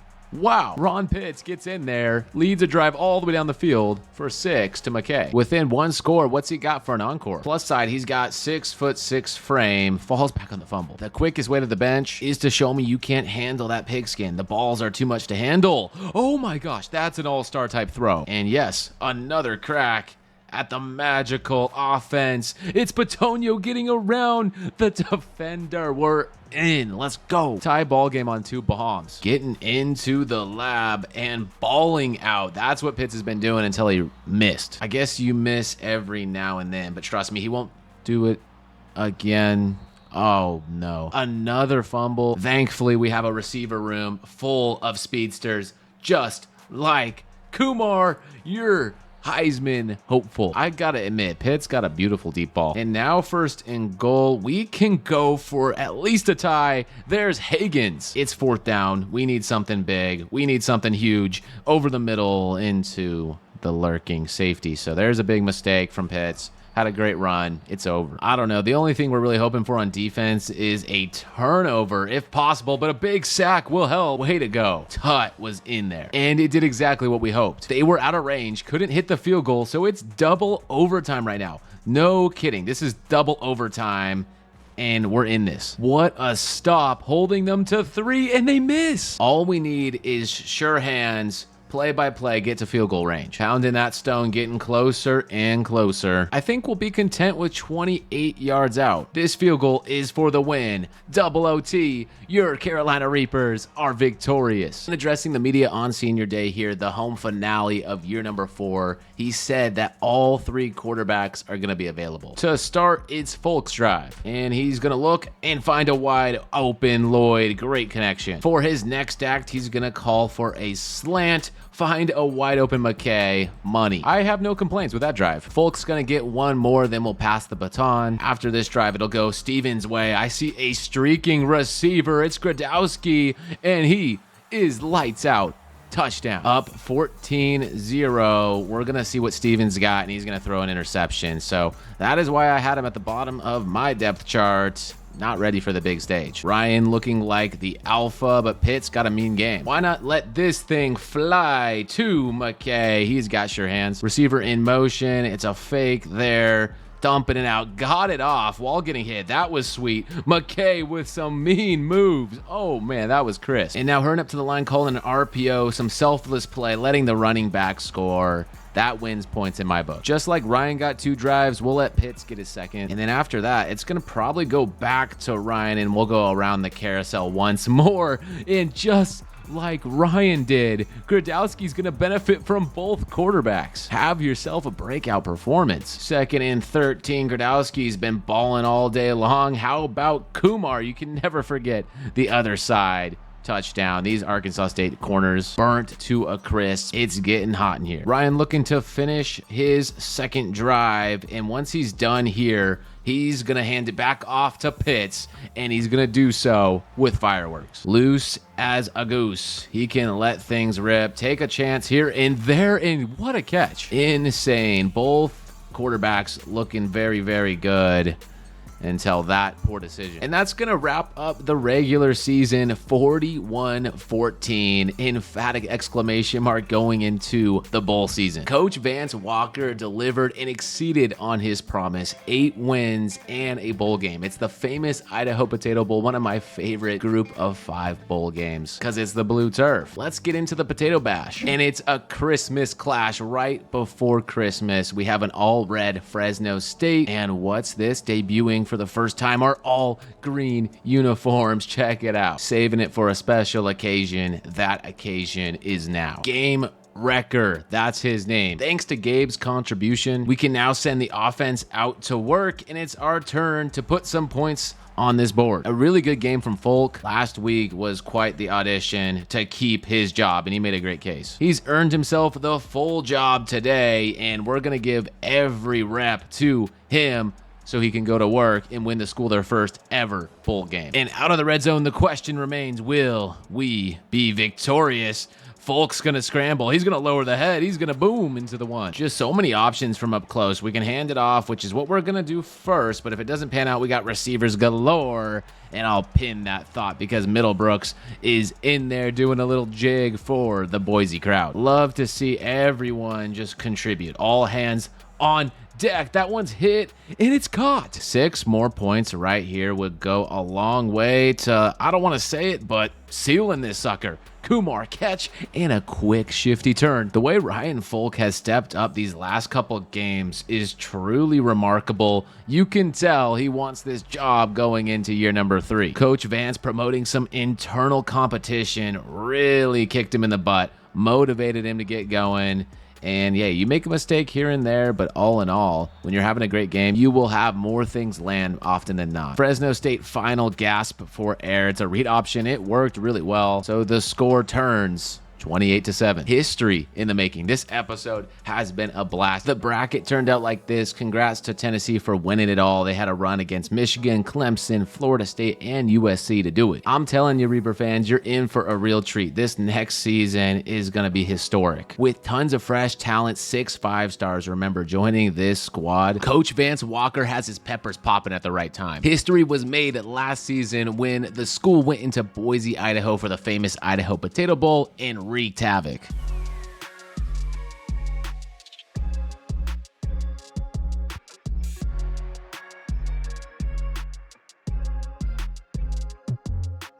Now going into year 5, spirits are high. Ryan has ascended to the top of the quarterback room, no question. He keeps getting better and better, and so does this receiver room. It's loaded. The future is also bright with Logan Levine. Once Ryan goes off to the NFL, Logan Levine, a lefty slinger from Stephen City, Virginia, looks like a legitimate heir to the throne. Linebacker was once an area of weakness, but we have addressed it. We have Wes Prohl with elite development. Wes Prohl from Texas is the Carolina Reaper spirit animal. Definitely has a unique style. And then Skylar Metzger adds some serious elite beef to a DB room that continues to get better. Our sights are set on nothing less than a Sun Belt championship this season. However, the critics disagree, projecting us at 5th place in the Sun Belt, but they don't know our roster. They aren't ready for us to reap the reward of all of our blood, sweat, and development. It's going to be put to the test early with a matchup at SMU before taking on another Power 5 opponent in Washington State. Of course, you all know the Grim and Gold Clash by now, and we're going to take it to the fort when we play Coastal Carolina in the Salt and Spice game. This is a really good unit. No doubt a pleasant sight for Coach Vance Walker. He gets to look at prospects that are actually interested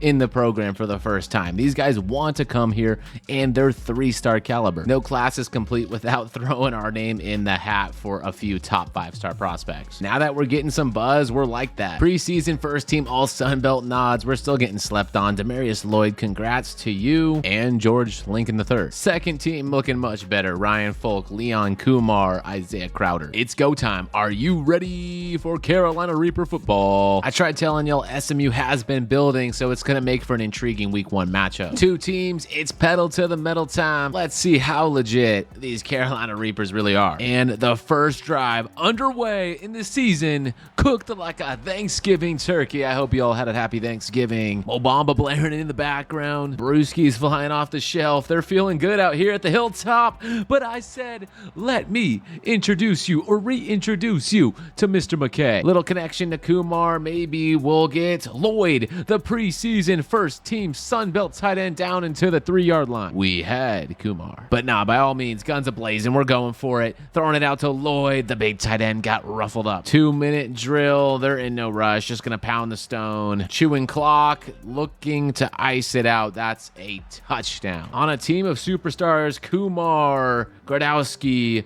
you can't forget the OG, Mr. McKay, and Kumar brings that sucker in. And if we're strategic here, let's make the most of these 4 seconds, get out of bounds, and what? No, the time. You're kidding me. And that's right, Coach Vance Walker is going to open up a can of whoop, defending the fort early in the season against the Astronauts. Crazy way to welch away the game last week. This is not going to happen again against the Astronauts. Got money all on this one. Now that we're done playing these guys close, let's go hit him in the mouth. Big bomb to 99 speed, 88. Throw up the X, Kumar. Do yourself a big old jig and get in there. I cannot believe that they're this close in it. We're gonna need Jimmy to take over this game, hit some big runs, and not do that, you mongrel. One man's trash, another man's money, you could say. The sophomore getting his first couple touches. Really want to see what he's made of. We brought him in last year from the recruiting board, and he's getting stifled. Here we go, 4th and 12 season on the line. If we lose to an FCS school, that'd be it. Dodged a major bullet and defended the fort. We have to get back on track in the Grim and Gold Clash. That gold standard sign at the end of the field's about to say Grim Standard when we're through. 4th and inches, no way. We're getting the first. Give me Jimmy or give me death. All right, you're done. You're done. You're absolutely done, Jimmy. Defensive battle through 2 quarters, 1 minute left, and we choke. Charlotte's on the board. They take that lead before half. He's a second team all Sun Belt kicker for a reason. I'm going to give him a 51-yard attempt, and he's gonna choke that as well. So rough start, I must say, for the Grim, the Peppers. No, kick 6. I can't take it no more. And you see that? That's a true freshman running back, Kevin Wayne, Mr. Power. 3rd and inches, quick slant. Yes, give it to Mr. Speed. 1st and goal. Truly never a bad idea to go to Kumar. And that's a touchdown for McKay if the flag holds. Probably holding. It's holding. We can still restore it there if we get the protection, get some good passes, and we're going to make this thing happen. I can sense it. Folk smells end zone.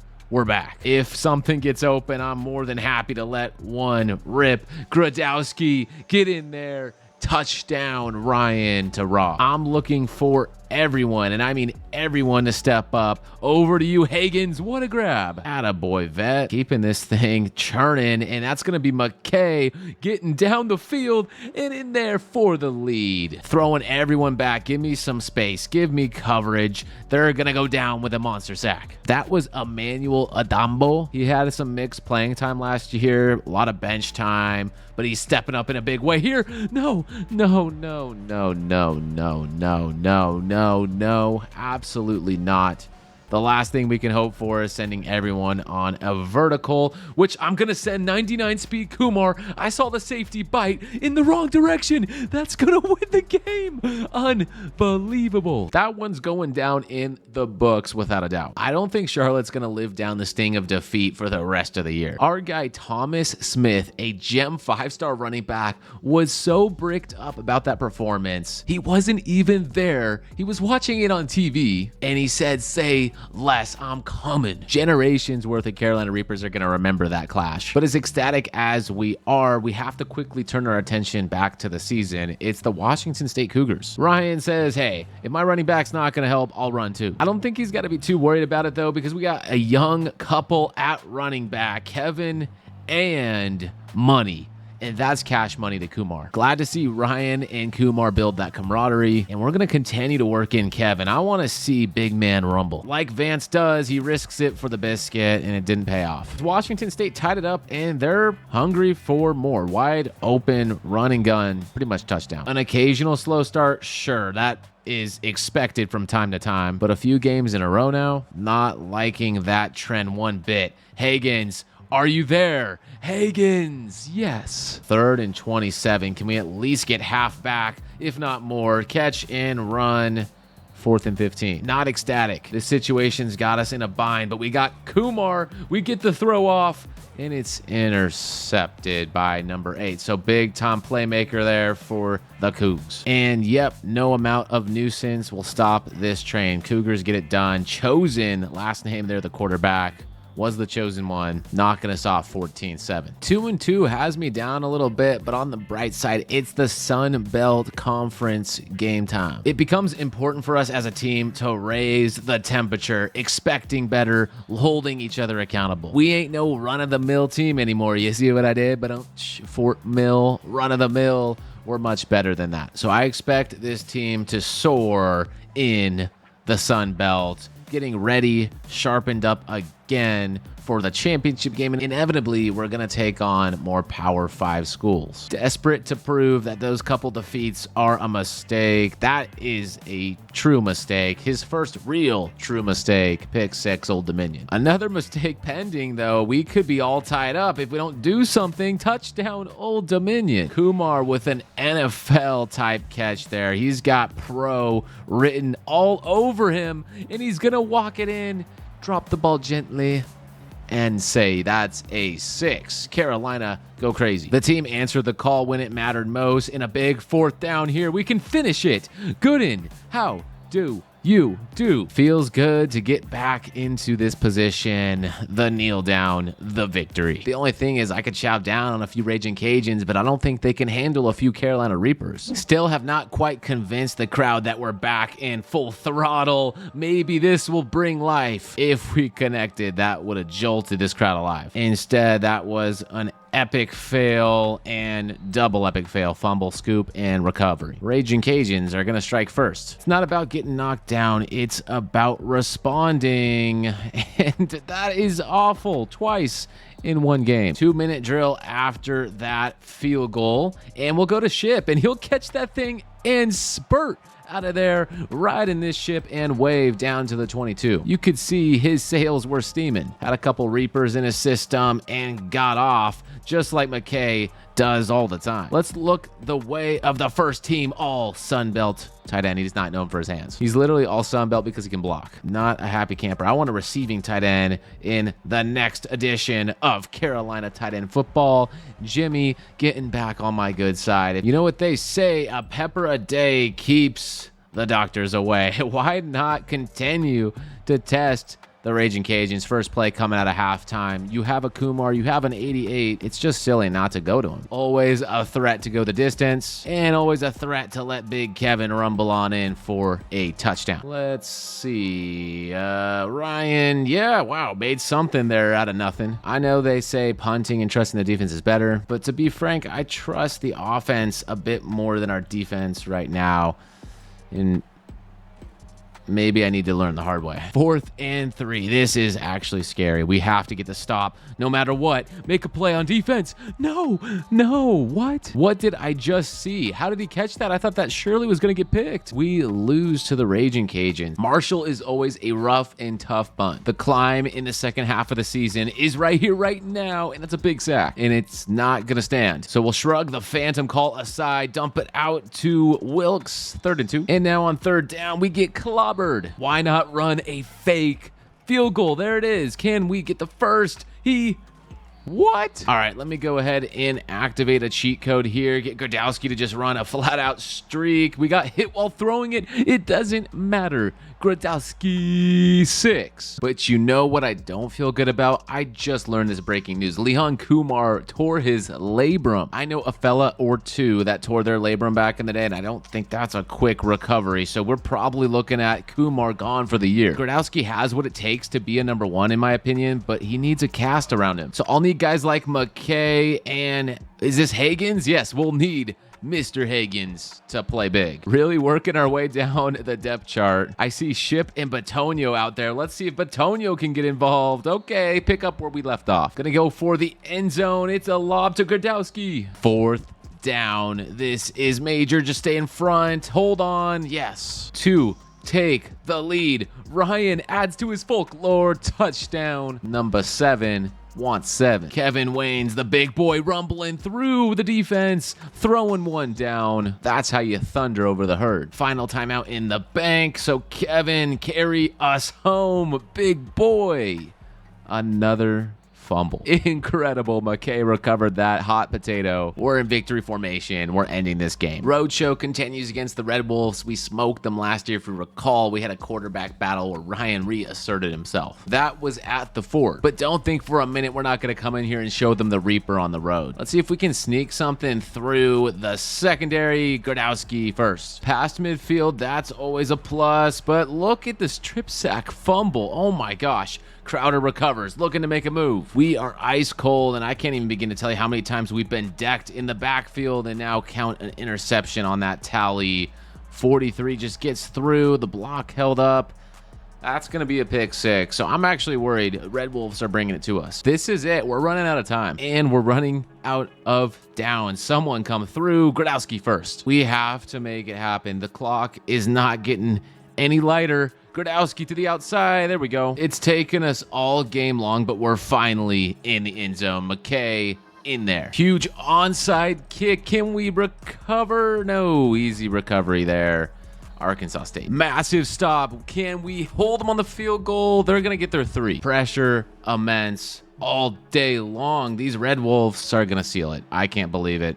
Trash. Really bad game. I'm not happy. Vance Walker is not happy. No dodging the fact that the pick 6s were daggers. We could not play well today, even if we wanted to. The occasional vertical gets open, time expires. It just stinks that we couldn't do more today. We go back to the drawing board against App State. A rainy, wet one at the Rock. We're gonna need to pound a lot of rock and catch them napping from time to time. I don't recall the offensive line being this bad. We've had some really terrible weeks of late. McKay with a monster shot. To Appalachian surprise, we went with an air raid in this one. First drive, 6. Lloyd got the first touchdown of the game. I'm thinking we get someone else involved. Jimmy, you've been absent most of the year, and why don't you continue to stay absent? Really not helpful. Sigh of relief. You got it. Kevin Wayne, I'm calling on you to score. On pace to have a nice get-right game. Another Heisman pose. 4th and 15. They've had no luck whatsoever. Rain game, not their friend. Crumpler, sure as heck not their friend. It's hard to get it past Crumpler, so we're going to give them a second chance. They get it past. Is that Goodwin? Oh, dude. G to the double G, 2110 Reapers. Keep playing games with the recruits. They lock us, then they unlock us. Lock us, then they unlock us. It's causing us to lose the ground to some other schools. It's hard to blame them flip-flopping because now into our 10th game of the season, we're yet to find our identity. Prohl says that's going to change on defense. I can tell you that much. What a dance. Georgia Southern 4-1 in Sun Belt play, so it's critical that we come out of here with the win. And what I initially thought could have been some identity forming for the defense, they squander and the offense gives it back. And on the game went despite the odds. We're back in this thing. Make it a 10-point game. I'm running out of adjectives to describe the heartbreak. Sad to see the season go this way. The team lost the identity. Injuries to a couple key players have really marred this season for what it could have been. We're going to have a tough time in the offseason racking our head over what could have been done, but more importantly, what should be done for the future. Not a happy camper with a lot of what I see on the field right now. I don't think you need me to tell you, but you've seen it for yourself in the footage. We have no protection on the line, and the defense gives up costly touchdowns. So the best medicine is beef up the line. In theory, that should help. As we're at the 1, Ryan's going to take off. Got a couple options in front. Let's just run it in.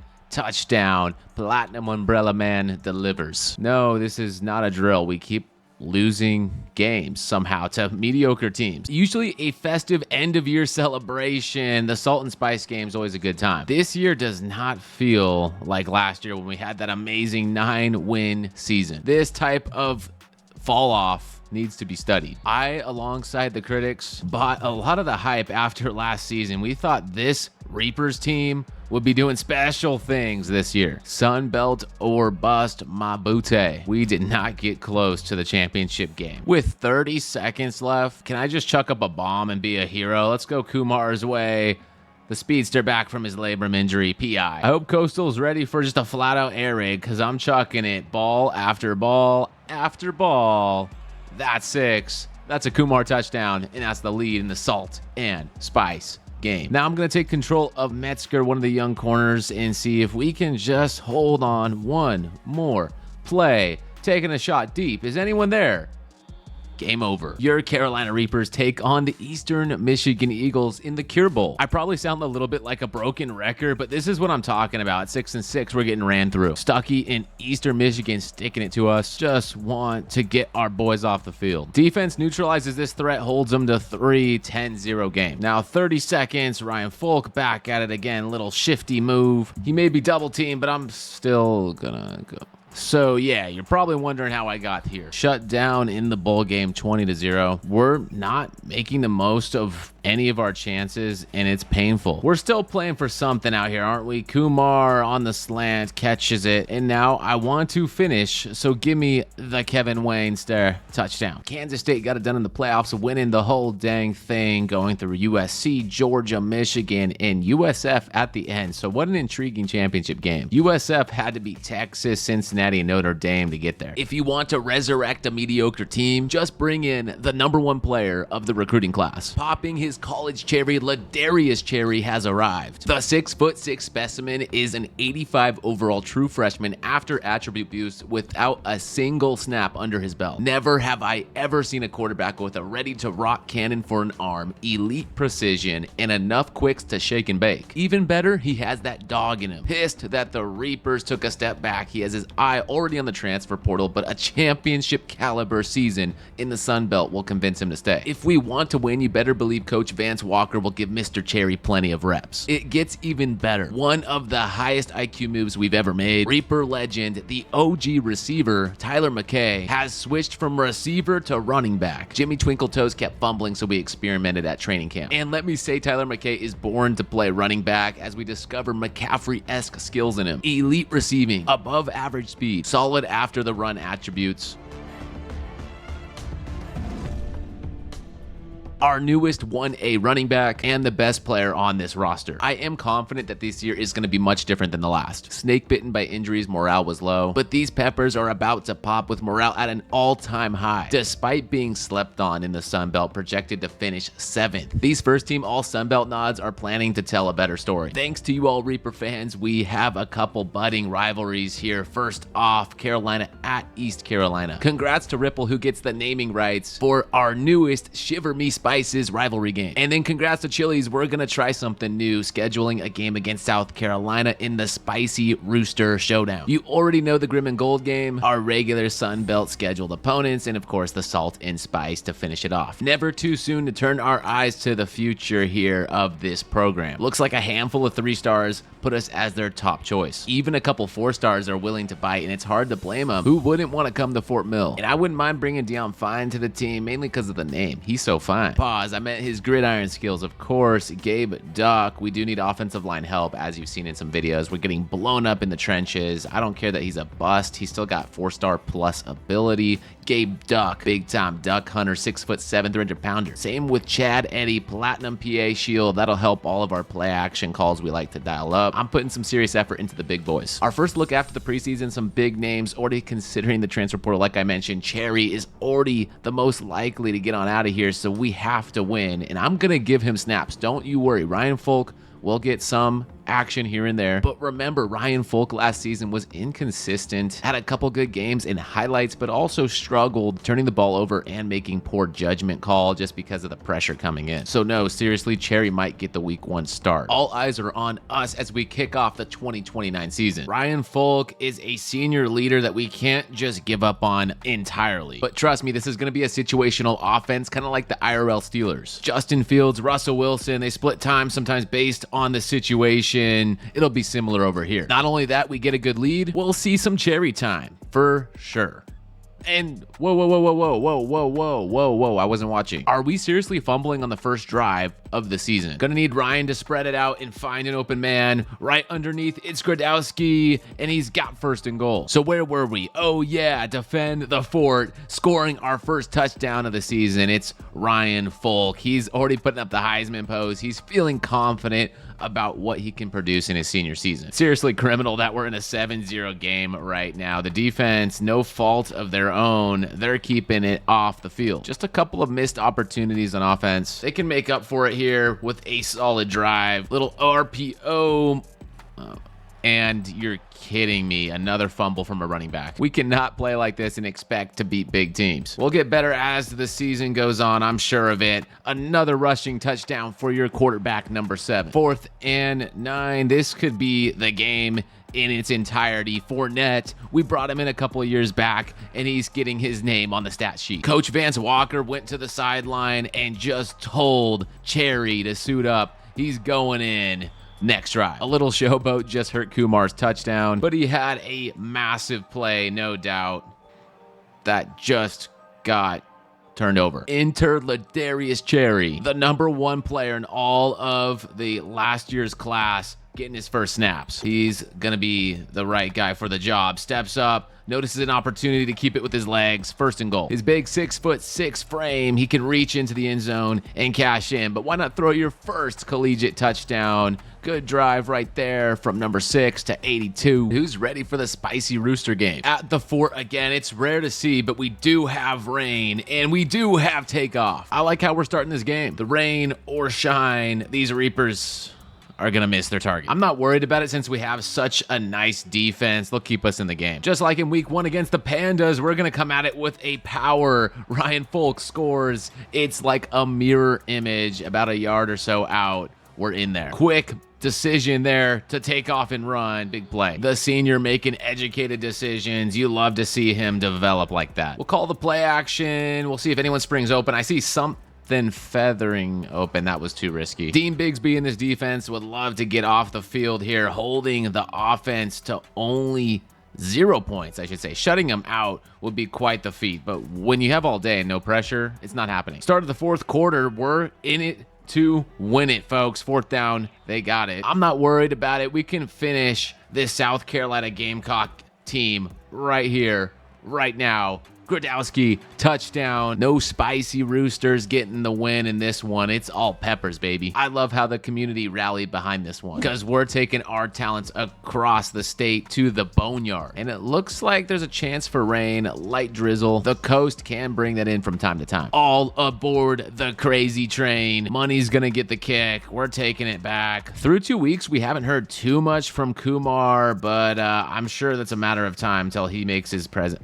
felt. What in the world? Ryan Folk needs to add a chapter to his folklore. He wants a fairy tale finish to his collegiate career at Fort Mill. He hasn't done a whole lot this game, but he can atone with a strike to Gradowski in the corner. We're all knotted up. If you were looking for defense, the Shiver Me Spices game has lived up to the billing, but an unfortunate first down conversion gives these Pirates business. I'm gonna hold on to the timeouts for now, and then I'll use it. 3rd and 13. They're comfortable handing the ball back off and taking 4th down. Ahoy! They'll settle for 3. We run into the kicker. I thought that was patched, man. That shouldn't happen as frequently, but it did in this case. Oh no, we sold. So I'm just gonna run a sell type defense. Out of timeouts, we're completely okay if they score 6, and they do. Now, well, it's obvious. The burden is on us to win. And I think it's a safe call to just throw some verts up. We got 2 of the best deep threats in the land, and we'll go call one of their names Kumar.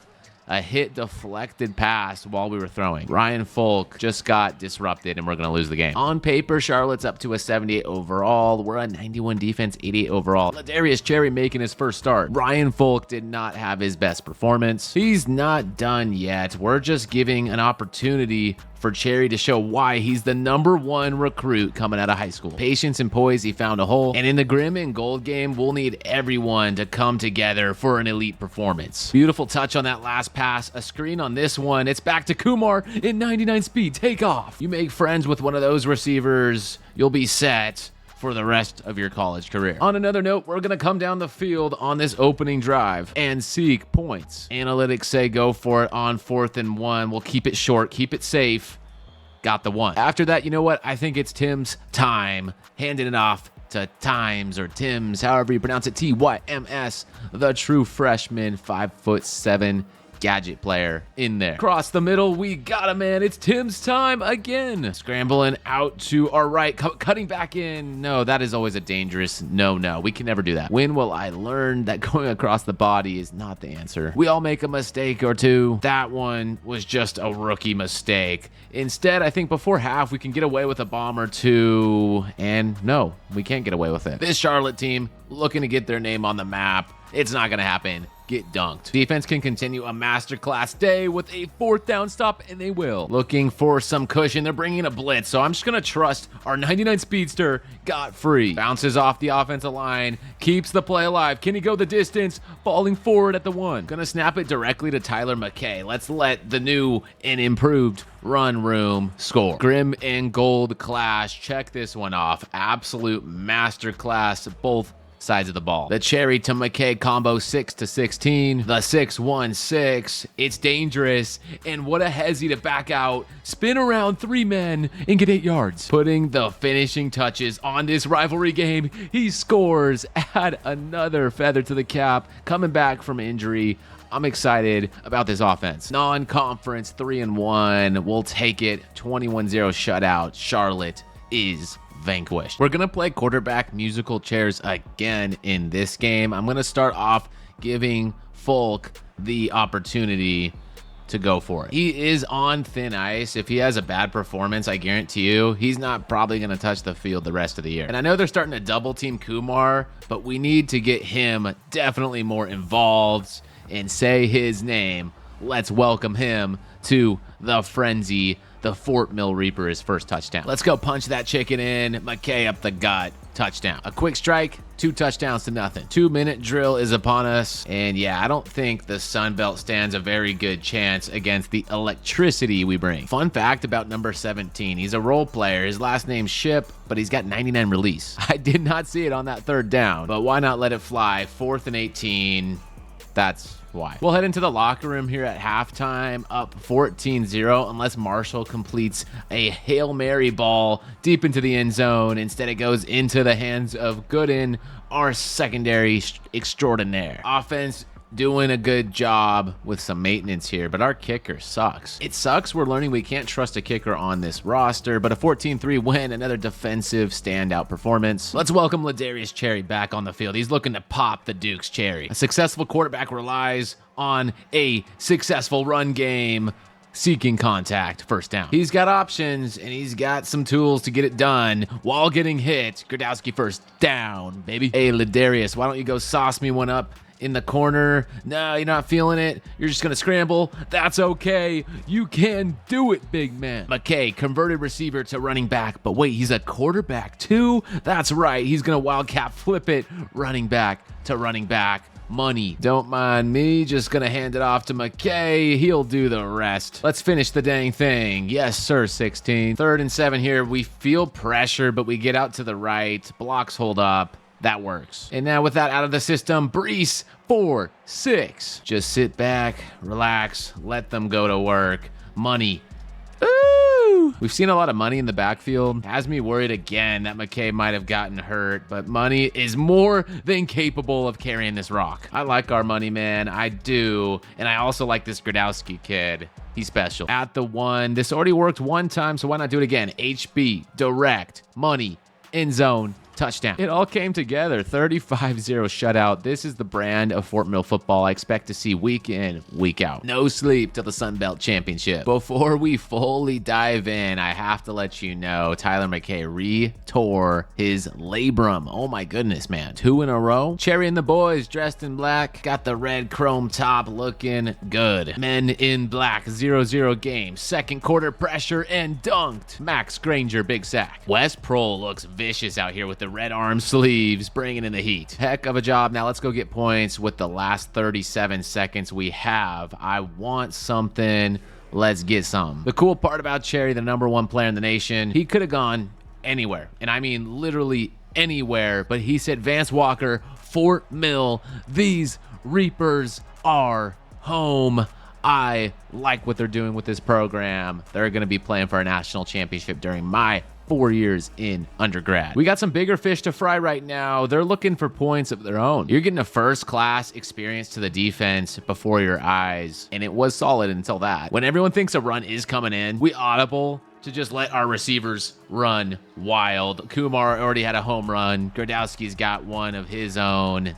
That will do it. Little extra sauce at the end, because I like it like that. 4th and 13, back against the wall. Defense is there. Another home game, another successful defense. The fort has been protected. To get that little number next to our name, we got to keep winning games. Ryan Folk has resorted to more of like a mentorship role these last couple of weeks, because we're putting a lot of care into the future of Fort Mill. It's essential we give him snaps. Encouraged by the start, he is on fire, letting it go. Tim time. It's his moment. We'll just keep it short to Tim time and top it off, pound the stone to money. Easy peasy, lemon squeezy. The Fort Mill faithful are ecstatic about their squad. I'm hearing rumors that they might be able to muster up enough NIL dollars to pay for the squad to go to the ACC or another conference, a power conference. Realignment is alive and well, and I know this team has some work to do, but they can compete. It's all contingent on this season. If they just mow right through the Sun Belt, continue to pick them apart like this, garbage time touchdowns and all, we should seek out tougher comp. Who's ready to turn up the heat on Old Dominion? This uniform set, I must admit, is perfect for Ladarius Cherry. Batman's cousins in the game, Bruce Wayne. Let's throw it to him, and he's gonna score the first touchdown. Comes in for one play, gets it done in one play. A lot of mouths to feed, and it's nothing to do with anyone in particular. They're all very talented. It's just only one mouth can get fed at a time, and it's Tim's time. Nothing for him on that last one. We'll go underneath. It's Brees out at the 1, so will scramble back and just QB blast it up the gut. Go for it, Cherry Dog. I said go for it, Cherry Dog. Second down. I want you blasting through the hole. Boom. Should be able to ice it if you're giving me this big of a hole up the middle. So we'll see if we can catch anyone napping. Why not let it fly? Speed is an X factor. Anywhere, any place, anytime. About to go 8-1 on the season. We can essentially fast forward to the championship game. Relax, I'm not going to. I just say it because I'm not threatened by any team in the Sun Belt. West Prol, takeaway. Rumble, big man, rumble, the man with the vampire neck brace. GG. Another shutout. Who's ready for the saltiest and spiciest game we've ever played against Coastal? I gotta find a right fit for this occasion. That looks good. And here we go. We're on the teal field. This is a bowl eligible 6-2 Coastal squad. And I'm about to show them what it feels like to get the pepper shoved up where the sun don't shine. Our rivals, there's no love lost. Their turf, our turf, we bring it. And hold on, I almost missed the fact we have McKay back. Big 3rd and 17. You're really not gonna guard Kumar. We're gonna start off this rivalry game with 100% guaranteed touchdown. Salt and spicy game off to a heater. Coastal's got a star running back. They're going to try to get him involved. No, it's a fake. We ate that cheese. And he's doing a jig all over us. You poke the cherry, you get the juice. You're not going to survive with these blocks setting up. McKay fighting first down. We like our odds in this rivalry game, don't we, folks? Corner shot.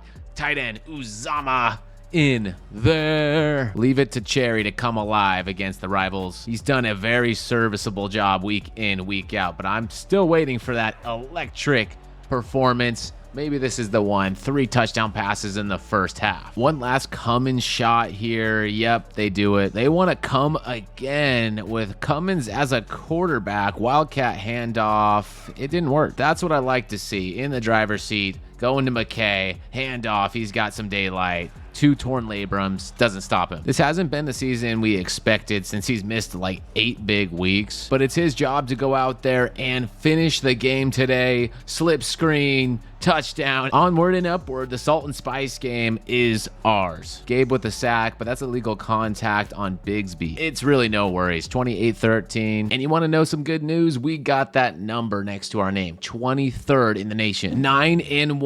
Cherry, the freshman quarterback, has grabbed the team by the reins. Play action, Cherry time, Cherry bomb, Gradowski 6. Let's go for 2, why not? I think we should start padding in every opportunity we get. Take 8 points instead of 7, because 8 is greater than 7. We couldn't do much throughout the second quarter, so we're hoping the defense just maintains the status quo.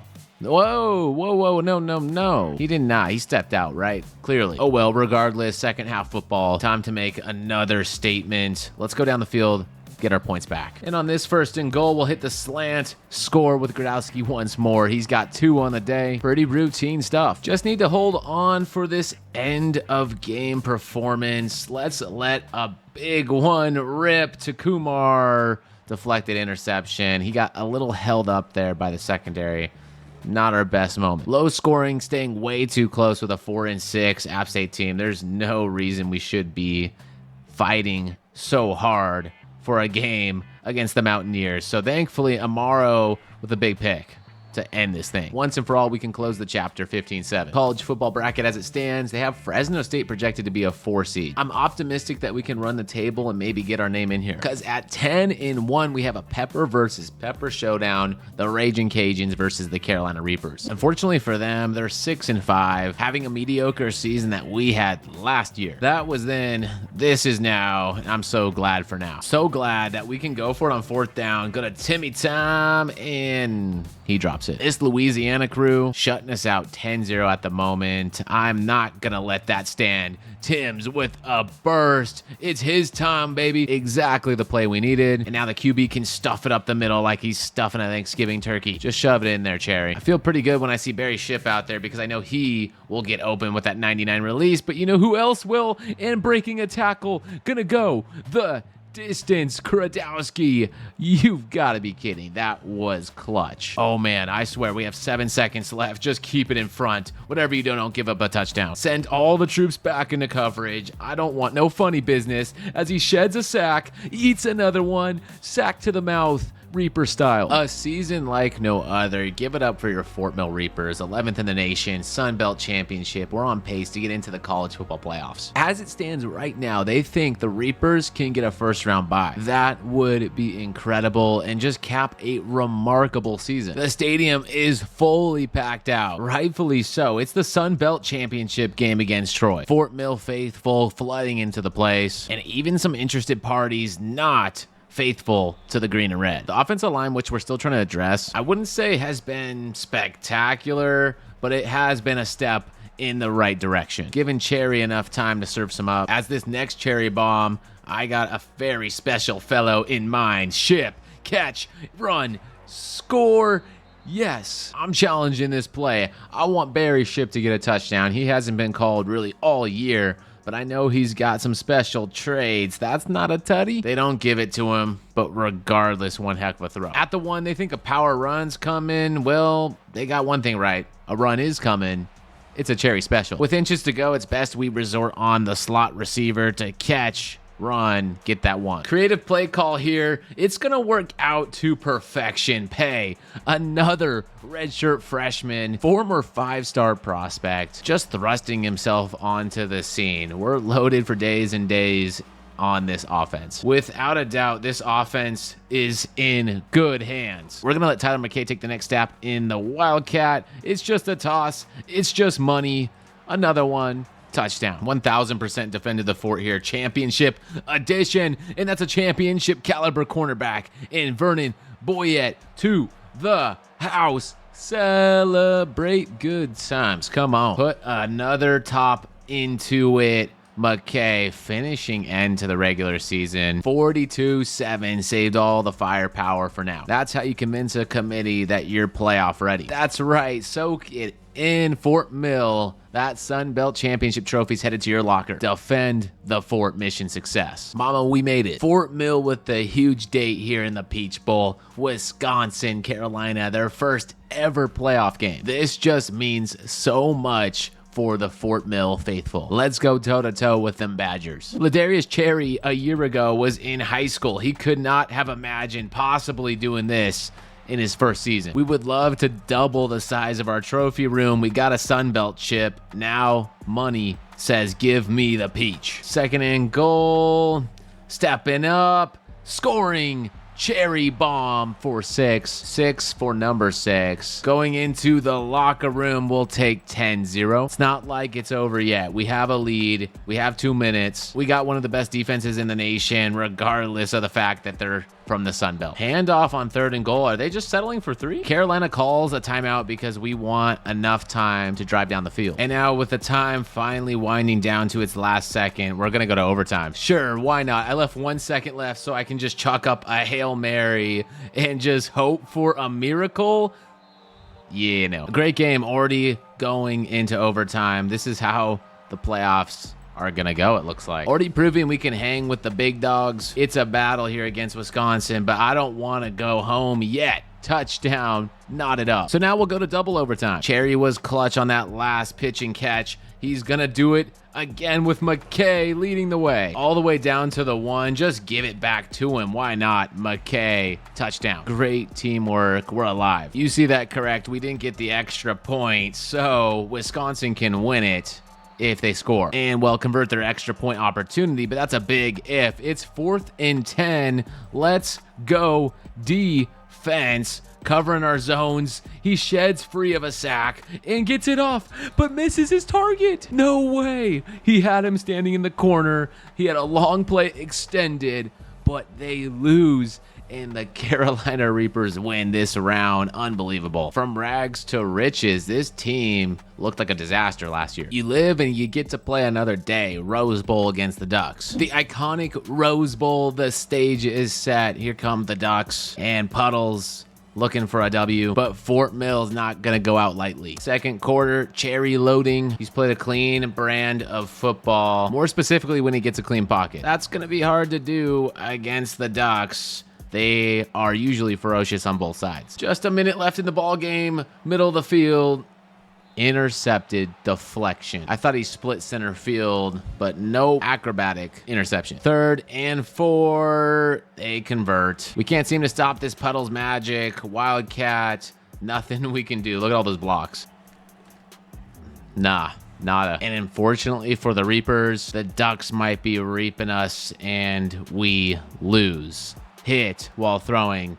Offensive line got shredded. Pick 6, Ron Dobbs. Congratulations to Oregon in their national championship appearance. I'm proud of the boys. Vance Walker has concocted a winning recipe, and we're just going to need to take that into the following season. If we build on the momentum here, we could go the distance. That's how close we were. Wow, and I thought Oregon was good. Nope, USC took it to them 31-3. They're national champs. The team continues to improve, but so does Coach Vance Walker. He just got talent developer, where we can persuade transfer players to come to our school. Don't mind if I do, focusing on the secondary and the offensive line. The training results are in, and it couldn't get much better than this. Kumar up to a 97 overall receiver. We have Rodney Timms, 95 overall. Babineau, the sophomore, 94 overall. Cherry to a 91. So many sophomores. Richard Pay, 91 overall. Underclassmen, NFL bound written all over it, and then plenty of 90s to complement.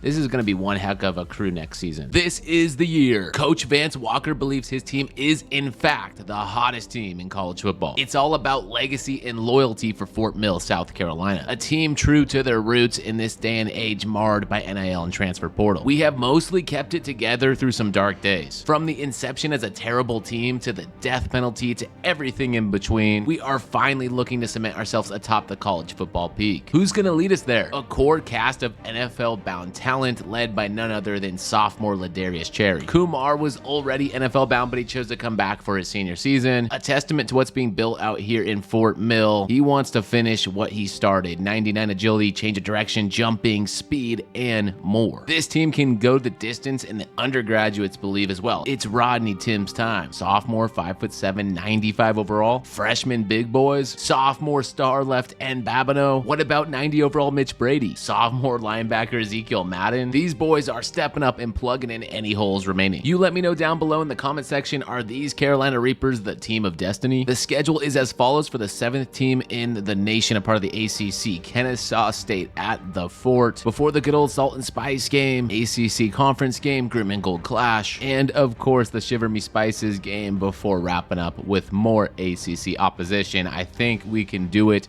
Let's go the distance. But before we get there, let's pay a tribute to some of the best moments of the series. Why you're not going to see a whole lot of offense, except on this play right here to Blaze. The backup quarterback, Swiss Army knife, house, call, touchdown. Where is this energy coming from? He's got a man. Can he get him in stride? He will. Touchdown. Perry. This is a huge moment for the program. A huge step for Pepperkind. 6 more points right here would go a long way to, I don't want to say it, but sealing this sucker. Kumar catch and a quick shifty turn. The last thing we can hope for is sending everyone on a vertical, which I'm gonna send 99 speed Kumar. I saw the safety bite in the wrong direction. That's gonna win the game. 1000% defended the fort here. Championship edition, and that's a championship caliber cornerback in Vernon Boyette to the house. We know for a fact we're sending Leon Kumar off with his final season in the wings.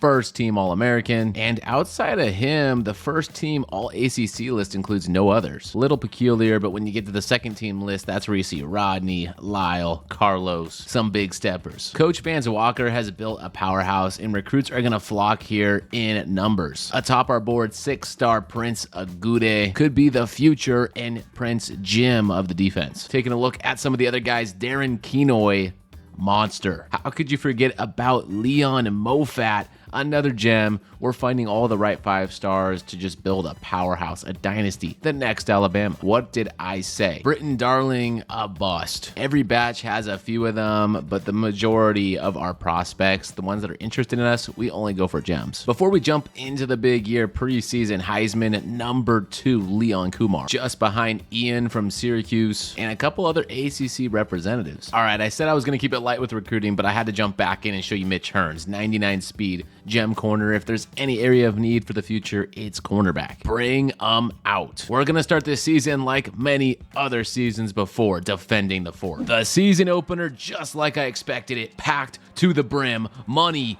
first play in the red zone, call it 6. That is dollar bill, cash money. Wipe them dollars all over Kennesaw State as the crowd goes crazy. What a great start. If we're going to be competitive in the ACC, we have to punish teams like this. Number 7 steps back up to the line. He surveys. He's going for it and just threw it into triple coverage. Olawale. Number 9 says, where are you going? One big stop gets wiped off the board and turns into 6 for Kennesaw. So we're going to have to settle here on 3rd down for our number 2, 5'7", Rodney Timms. It's Timms time. Coming in at half, we're all of a sudden looking at a close game. But when he gets that type of burst off the line, he's just playing with his food. Batman's relative, Wayne, on the field, takes the carry, just needs 1 yard. He fights for it. Smash mouth football. They're out of timeouts, but we're not done. Plunging forward.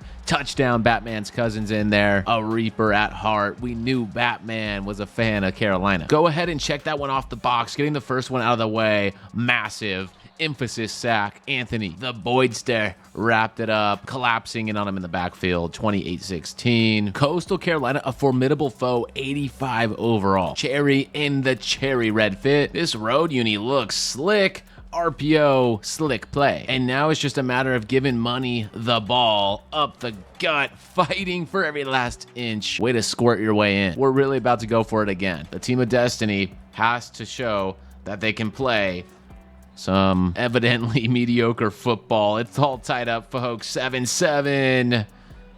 1st and goal. Trying to make a statement with those 4th downs. It's really coming back to bite us. Now 2nd and goal. The best we can do is hold them to 3. Well, really the best we can do is get a turnover, but you know how that goes.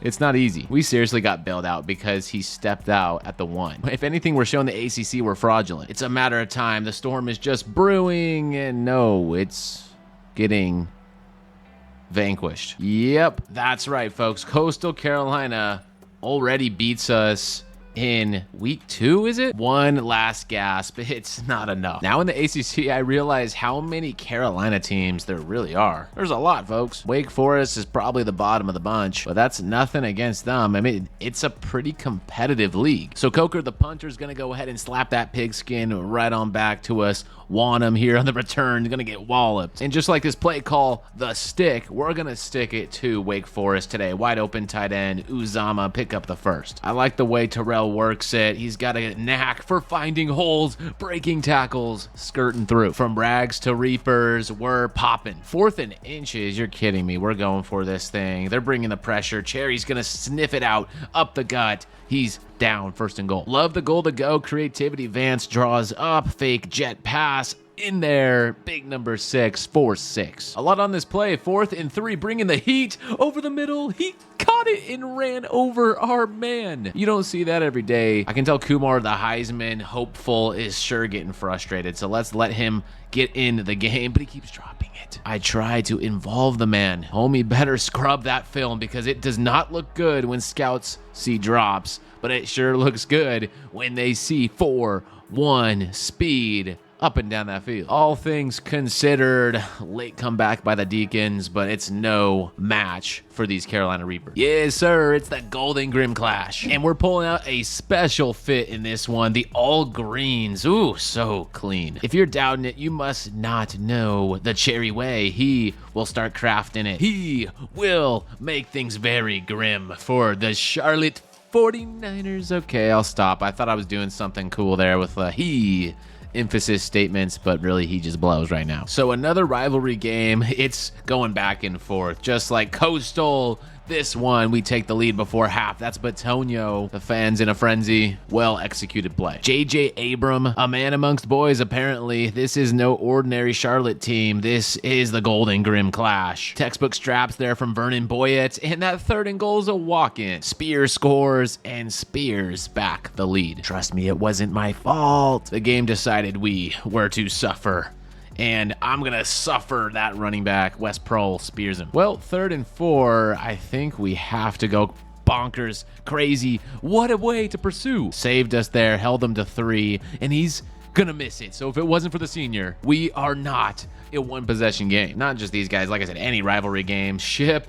Ooh, absolutely love the way he makes contested catches, just like Kumar, and the way he makes separation happen. I'm not gonna lie, when you have a Heisman hopeful like that, it makes life easy out here. Corner and 6. It's personal for Anthony Boyd, the North Carolina native, and queen, my queen. Oh my gosh, touchdown, pick 6. A second statement on 4th down would have been legendary, but he's gonna go for a deep bomb. We're lucky Abram missed it, but he's got one more shot. 4th and 10, time expiring. Outside, Fournette lurked it like a G. He's gonna go all the way back to the 50. Defense, the story in this one. The grim result for Charlotte. The gold for Carolina Reapers. A lot of tough opponents on the way. Florida State back to their winning ways, supposedly. Unlike what you can say here in 24-25. Not to fear, Cherry Bomb is here. Oh, he had a man over the middle. They're doing their Seminole chant. The pressure's coming in hot. Stadium pulse, toughness rank.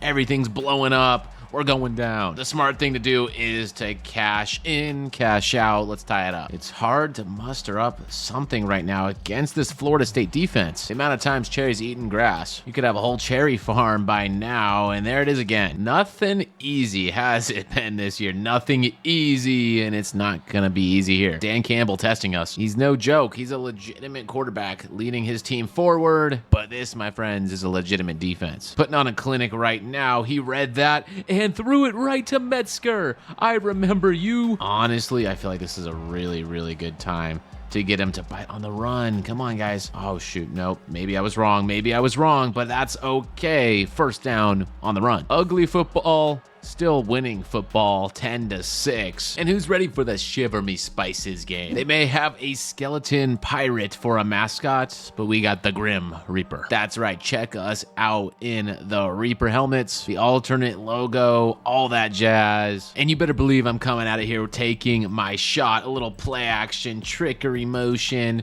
Kumar bomb. He got it. If dude's actually going to win the Heisman, I better start peppering him the ball, looking for whenever he gets open like that, and securing it. Who wants a little friendly wager? This whole game, I must pepper it into Kumar every single pass attempt. Touchdown. Let's see how well he does all game long. This time I'm gonna audible, just have him go on a slant. Some immediate separation would be preferred. You know what? This strategy might cook me. Let's just run the verts again. Oh my goodness. Why did the guy get off?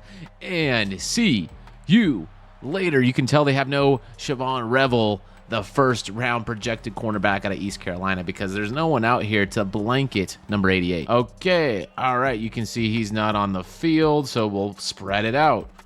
Mr. Heisman hopeful on the slant. He's got it, and he is in. 3 touchdowns. 1, 2, 3. Has not been too challenging. You already know he's getting that force feed treatment. Why not? Number 4, he's got it. If we keep this up, I assure you he's not going to be on the field all game. The backups are going to have to come in just to catch and run backwards turnaround. Rather than settle for a deep field goal, we're just going to take another shot.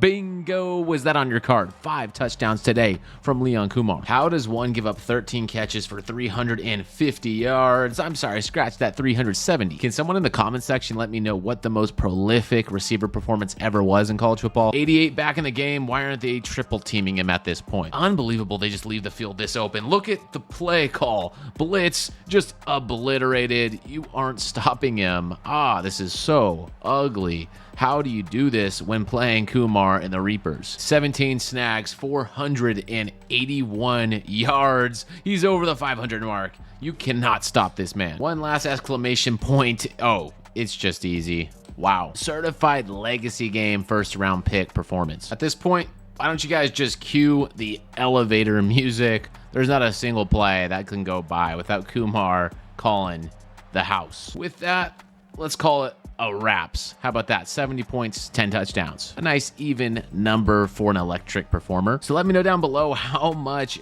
did our man Kumar beat the record by? He had to have walloped that thing out of there. All right, statement made, 77-0. We've been just bursting at the seam, ready to explode. It starts on the road against Cal. Let's go Reaps. Side quest over, no longer just restricted to Leon Kumar, even though ironically that was a really good game. Got a third down and Kumar just took off like a rocket, so how could I deny him? Across the middle, it gets free, it's Batonio. First touchdown of the game. Heck, have you ever tried gripping the pigskin in a wet one like this? You'll more than likely just lose your grip, no doubt about it, and that grip ball into the hands of another man, number 2, Woods with a big wood down the sideline. He just takes it to the house. He gives them the lead right before half. Exactly why I was worried about a rain game here against Cal. That pass game is obsolete. We could be cooked if we don't figure it out here quick, but money seems to have the right thing in store. Wow, patience and grit. Might as well throw in strength in there as well. Fight. Come on now, give it to him or not. Bubble to Brees. There we go. Offsides on the defense.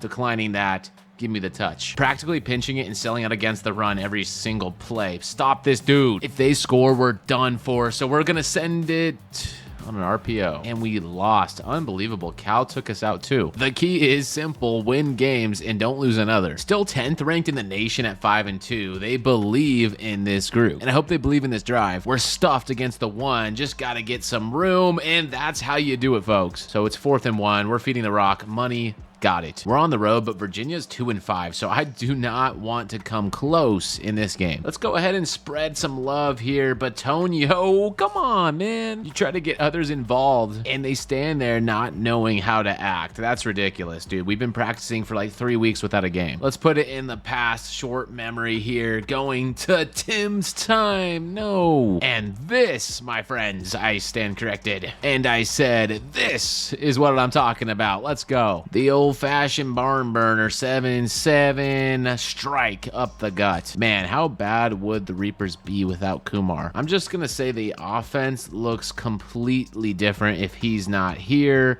There's no threat like that. We're gonna have to spread it up different. Just does so much for an offense, and there he is right on cue. Obviously they have some...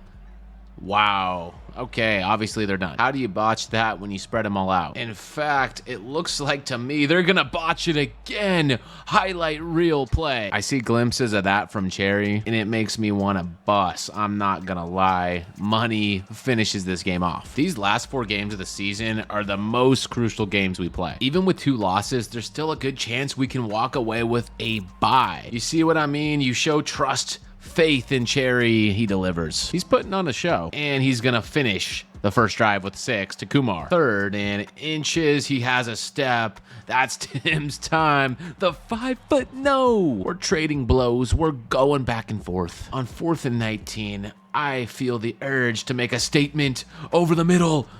Out of reach. Thankfully, the defense got an interception. Source, trust me, bro, and we're going to be able to finish it off. I'm not booting up a 57-yarder and shanking that thing.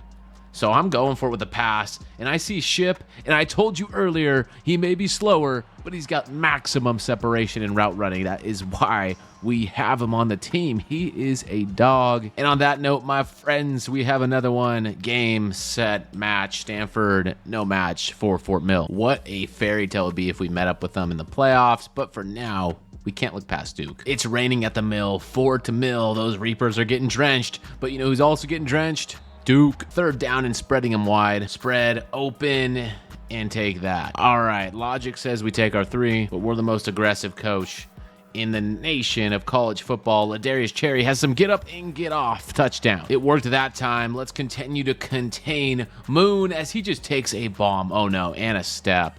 How did he lose him? Carlos has to be flirting with an all-time record, sack record that is, and he's wanting another one. But before he can even have a chance to drop the quarterback, it's Skylar Metzger with a pick, with a spin, and a broken tackle. He could go all the way. Are you kidding me? Let's turn it up. Come on. 101 yard pick six. You don't know how brutal that is. They were up by 3 points, just needed to run the ball, kill some clock. They throw it on third down. Yeah, that's just cooked. I'm not gonna lie. And on fourth down, that's game. An improbable turn of events, but you need those type of swings to go the distance and prove that you can compete in the playoffs.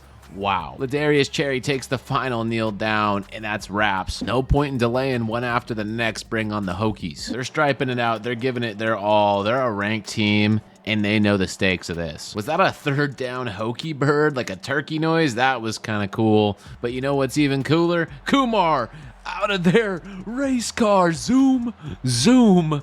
Oh my aching. Oh, and yep, just like that, the very next play, we're gonna eat. Oh no, we ate a sack and got an injury. So for at least one play, we'll see Levine. I can't say I've played with Levine like ever, but he's gonna sling one. That looked good. You know what? I do remember the lefty slinger. It's all coming back to me now. He's got wheels. He's got an arm. He looks like the answer this offense needed. We're not gonna miss a beat. This time, Cherry is the one injuring players on the other side of the field, and he too is gonna get his name on the stat sheet. Touchdown, Kumar, again, one from each quarterback. If this Virginia Tech team is not careful, the Amon-Ra celebration's about to come out. After a quick check in the medical tent, he's feeling wonderful. QB blast, touchdown. This season has been marred by close game after close game, so no doubt I'm encouraged to see us perform with ease against a top-ranked opponent. 28-10, Sabri and the Hokies sealing their fate on this play. Fourth down, interception.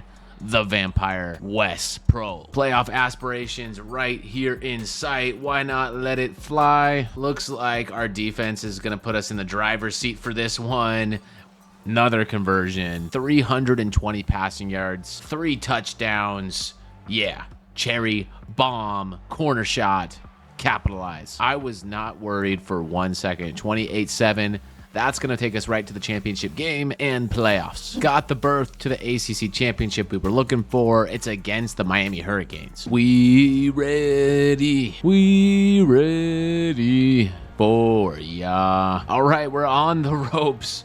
First drive of the game. But you know what? I don't think it sunk in how remarkable that really was to get a stop. We stopped him at the 1. Now true freshman running back Smith is in there, gets through. Thomas Smith getting some love, and now Batman's cousin Wayne. He can run through a man. Talk about a man ready to play some ball. But Tonio is another one. He's on the board. That is our first strike in the ACC championship. Let's go blow for blow, toe for toe. In real life, the ACC championship went berserk. SMU fell to a quick lead, a bad one too. Clemson put it on them, and then SMU came back before Clemson finished them off. So back and forth we go in this one. Continue your impressive 7-for-7 start, Mr. Cherry, by going right down underneath the Kumar and watch him explode around all the defenders and just walk, or I should say run, in for 6. Yeah, that's right. You earned it. Hit your jig. I don't know what it is, but Miami has a knack for the home run. They just insta-banged us, so we're back to work. And after that insta-bang,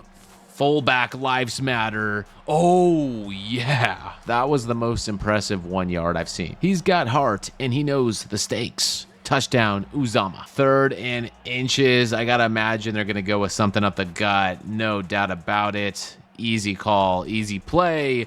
And is that going to be an easy 6? Bulldoze. Just got to keep them out of the end zone, but good luck with that. The challenge is honestly what makes it worthwhile. We want a ball. This is why we play the game, for heroic moments like this. I'm dialed in. The fans are dialed in. Everyone that paid $100 and something for their tickets dialed in. Heck, I don't know. $100 might be a good deal for this game. How much would you pay for an ACC championship matchup against Miami in Carolina? What are we thinking? Hey, I'm just glad we got some timeouts in our back pocket, but not when they're busting through the seams like that. Oh no, we're really gonna lose the championship game. Are we gonna fall out of the playoffs? So we're the SMU in this case. I'm actually shook that the Heisman went to Dwayne Hare, 1,100 yards and 14 touchdowns. They overlooked our guy Kumar, and the committee has got to be joking. Is this a joke? Does this award mean nothing? And make it make sense. The best receiver of the year goes to Kumar. 63 catches, 1,500 yards, 20 touchdowns, but he didn't get the Heisman to a inferior player. The best news, sigh of relief. We get a home game here. First round playoff against Kentucky. Miami knocking us off. We didn't get snubbed. College football playoffs on our home turf. Kentucky's in town. And it feels amazing to see this in person for all Fort Mill faithful, beginning with a splash. Let's pound that turf. 6 and an easy one for number 26. Kentucky proving they're not going to go gently into the night. But Ladarius Cherry is born for these moments. He's been tossing that skin all around this field all year long. The way he's playing, you're gonna have to give it all you got. The trust has been put into the defense's hands. 14-7, just make an open field tackle. Getting the old Kentucky Fort Mill showdown in the big stage.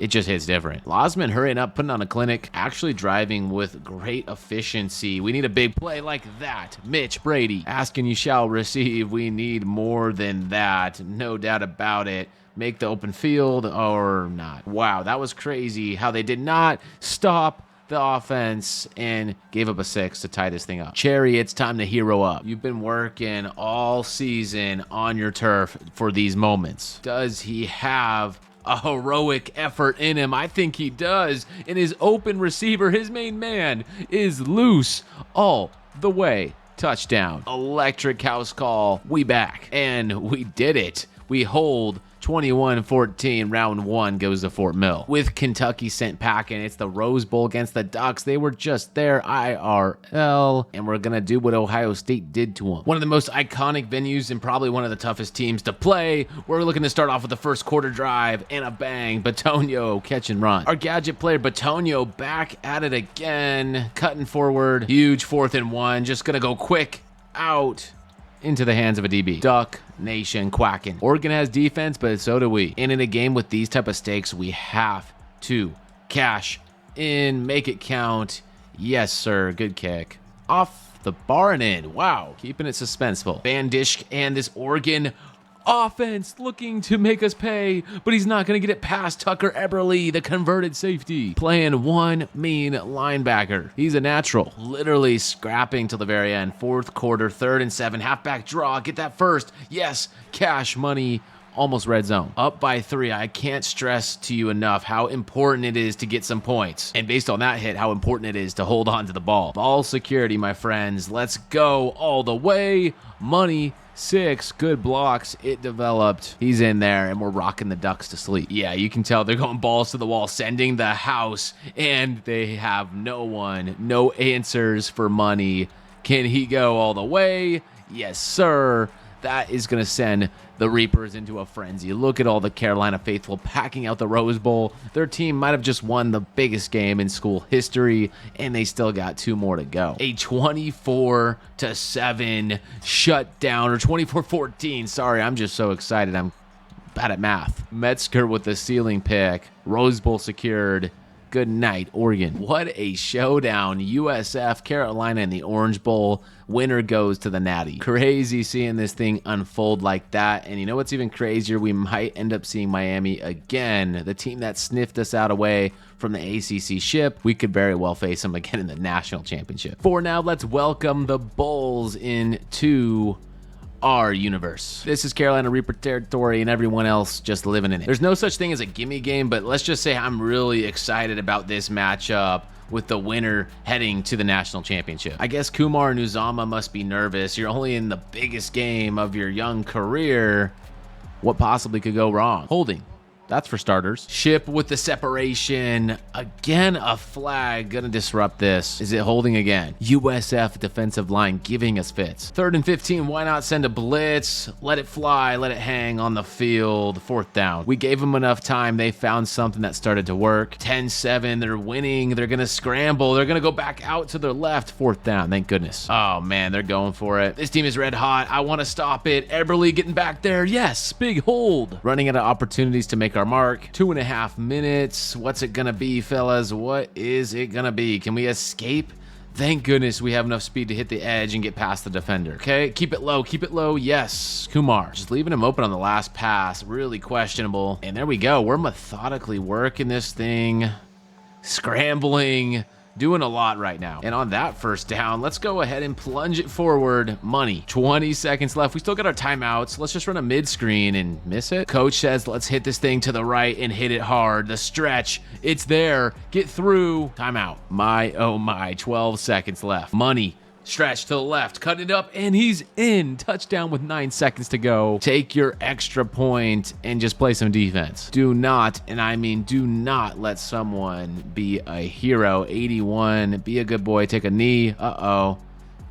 He's going to the ground. Again, sending all the dogs back. We know it's a Hail Mary. What are they going to do? Throw to a 3-man team. Game over. Orange Bowl secured. 14-10, we're heading to the big dance. The best team and the best run in Carolina Reaper history. The Fort Mill process is almost complete, and we at least get an orange out of it. The final countdown, number 2, Ole Miss Rebels got past Miami, and we will see them in the ship. It's time to feast, Reaper Nation. This is what all the hard work has been about. This is what the grueling process through death penalties and PED scandals and craziness. We kept it here. We kept faithful. Ole Miss runs this crazy fast tempo offense. It's already a 7-7 banger here going into the second quarter. Read option, blew it up. He gets sticked. Yet that's not going to stop him from hurrying back to the line. Here we go. 3rd and 6. 3rd and goal. I'm calling pass. There's no way they run this ball. Bingo, bongo. 4th down, good stop. And, you know, we've seen crazier things with these chip shots. Sometimes the AI is not accurate from this close, but he is here. Don't forget, you got a great cast of receivers, including the best receiver in the nation and a pretty good tight end too. 15 seconds in the half. Just gotta keep composed. Make a good play here. A little back behind across there.